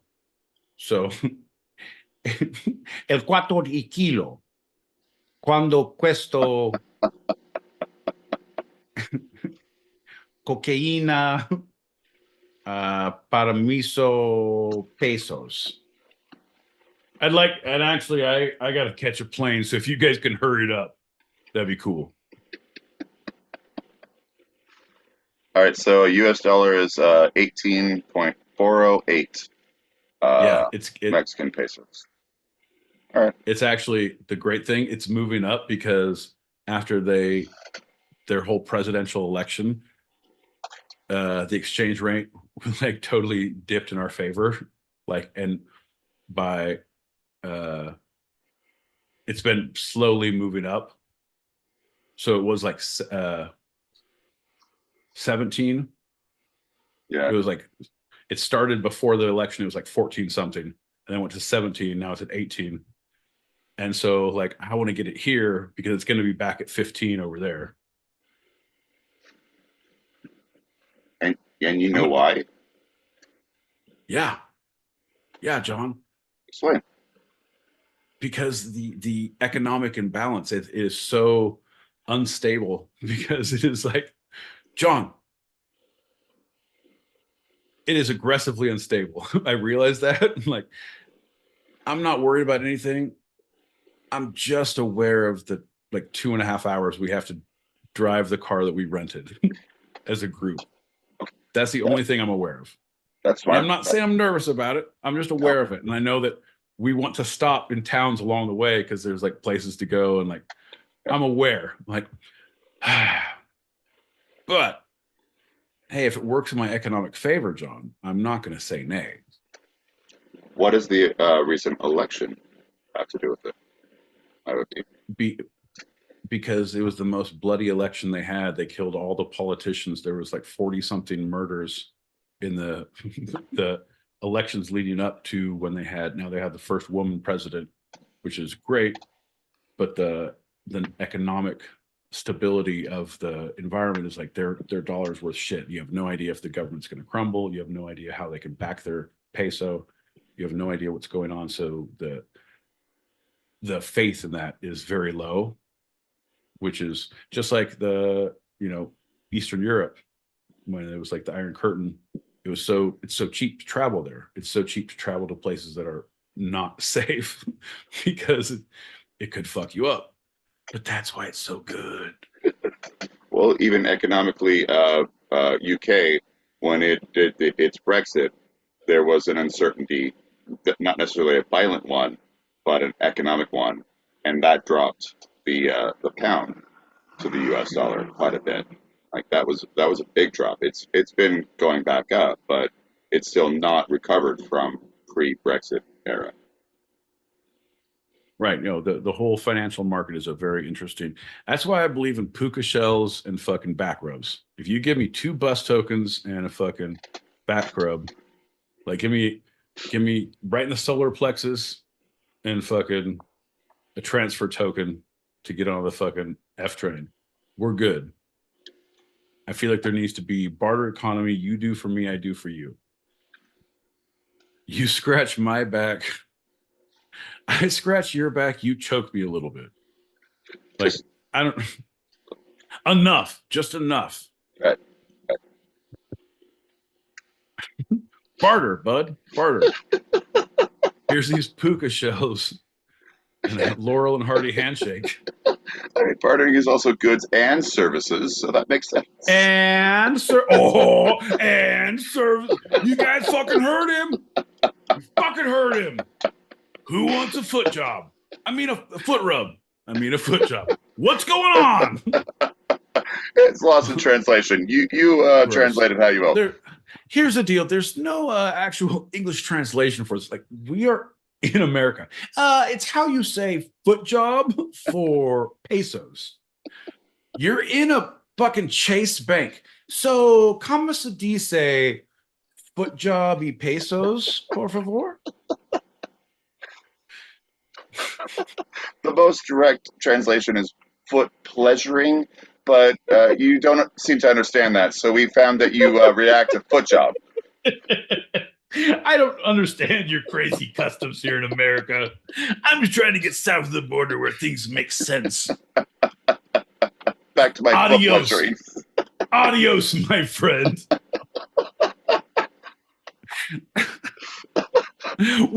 Well, buenos dias to you. Oh, shit, John. That's fantastic. That, sir, is good transactional bank humor.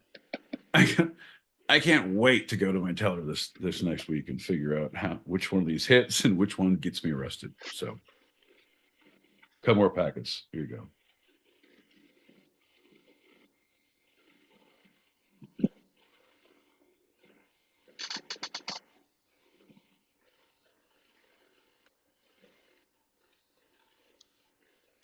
You did. Wipe with poison oak the next time you venture out camping.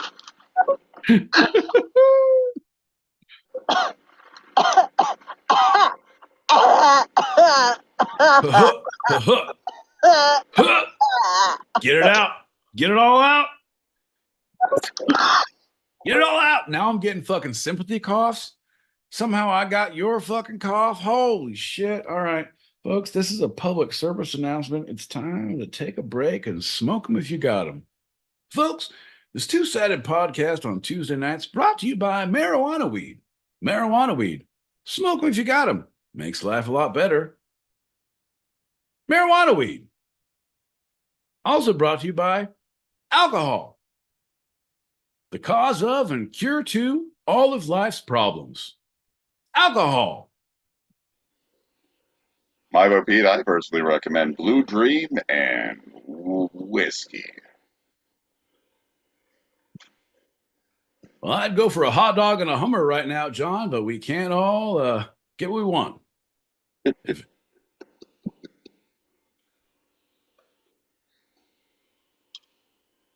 wishes and wants were ifs and buts, we'd all have a Merry fucking Christmas, John. And I think that's a great note to end it because I just got a message from my phone that I'm at 20%. So let's say goodnight. All right. Cheers, buddy. Cheers. Have a great night, everybody. Actually, let's do one more shot. I got it ready.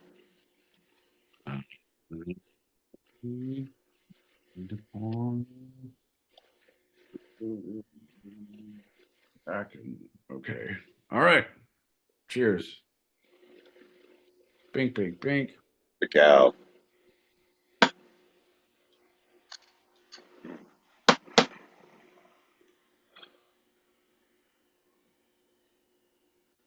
Oh, fuck me. That's horrible. All right, bud. Thanks, everybody. They'll see you next week.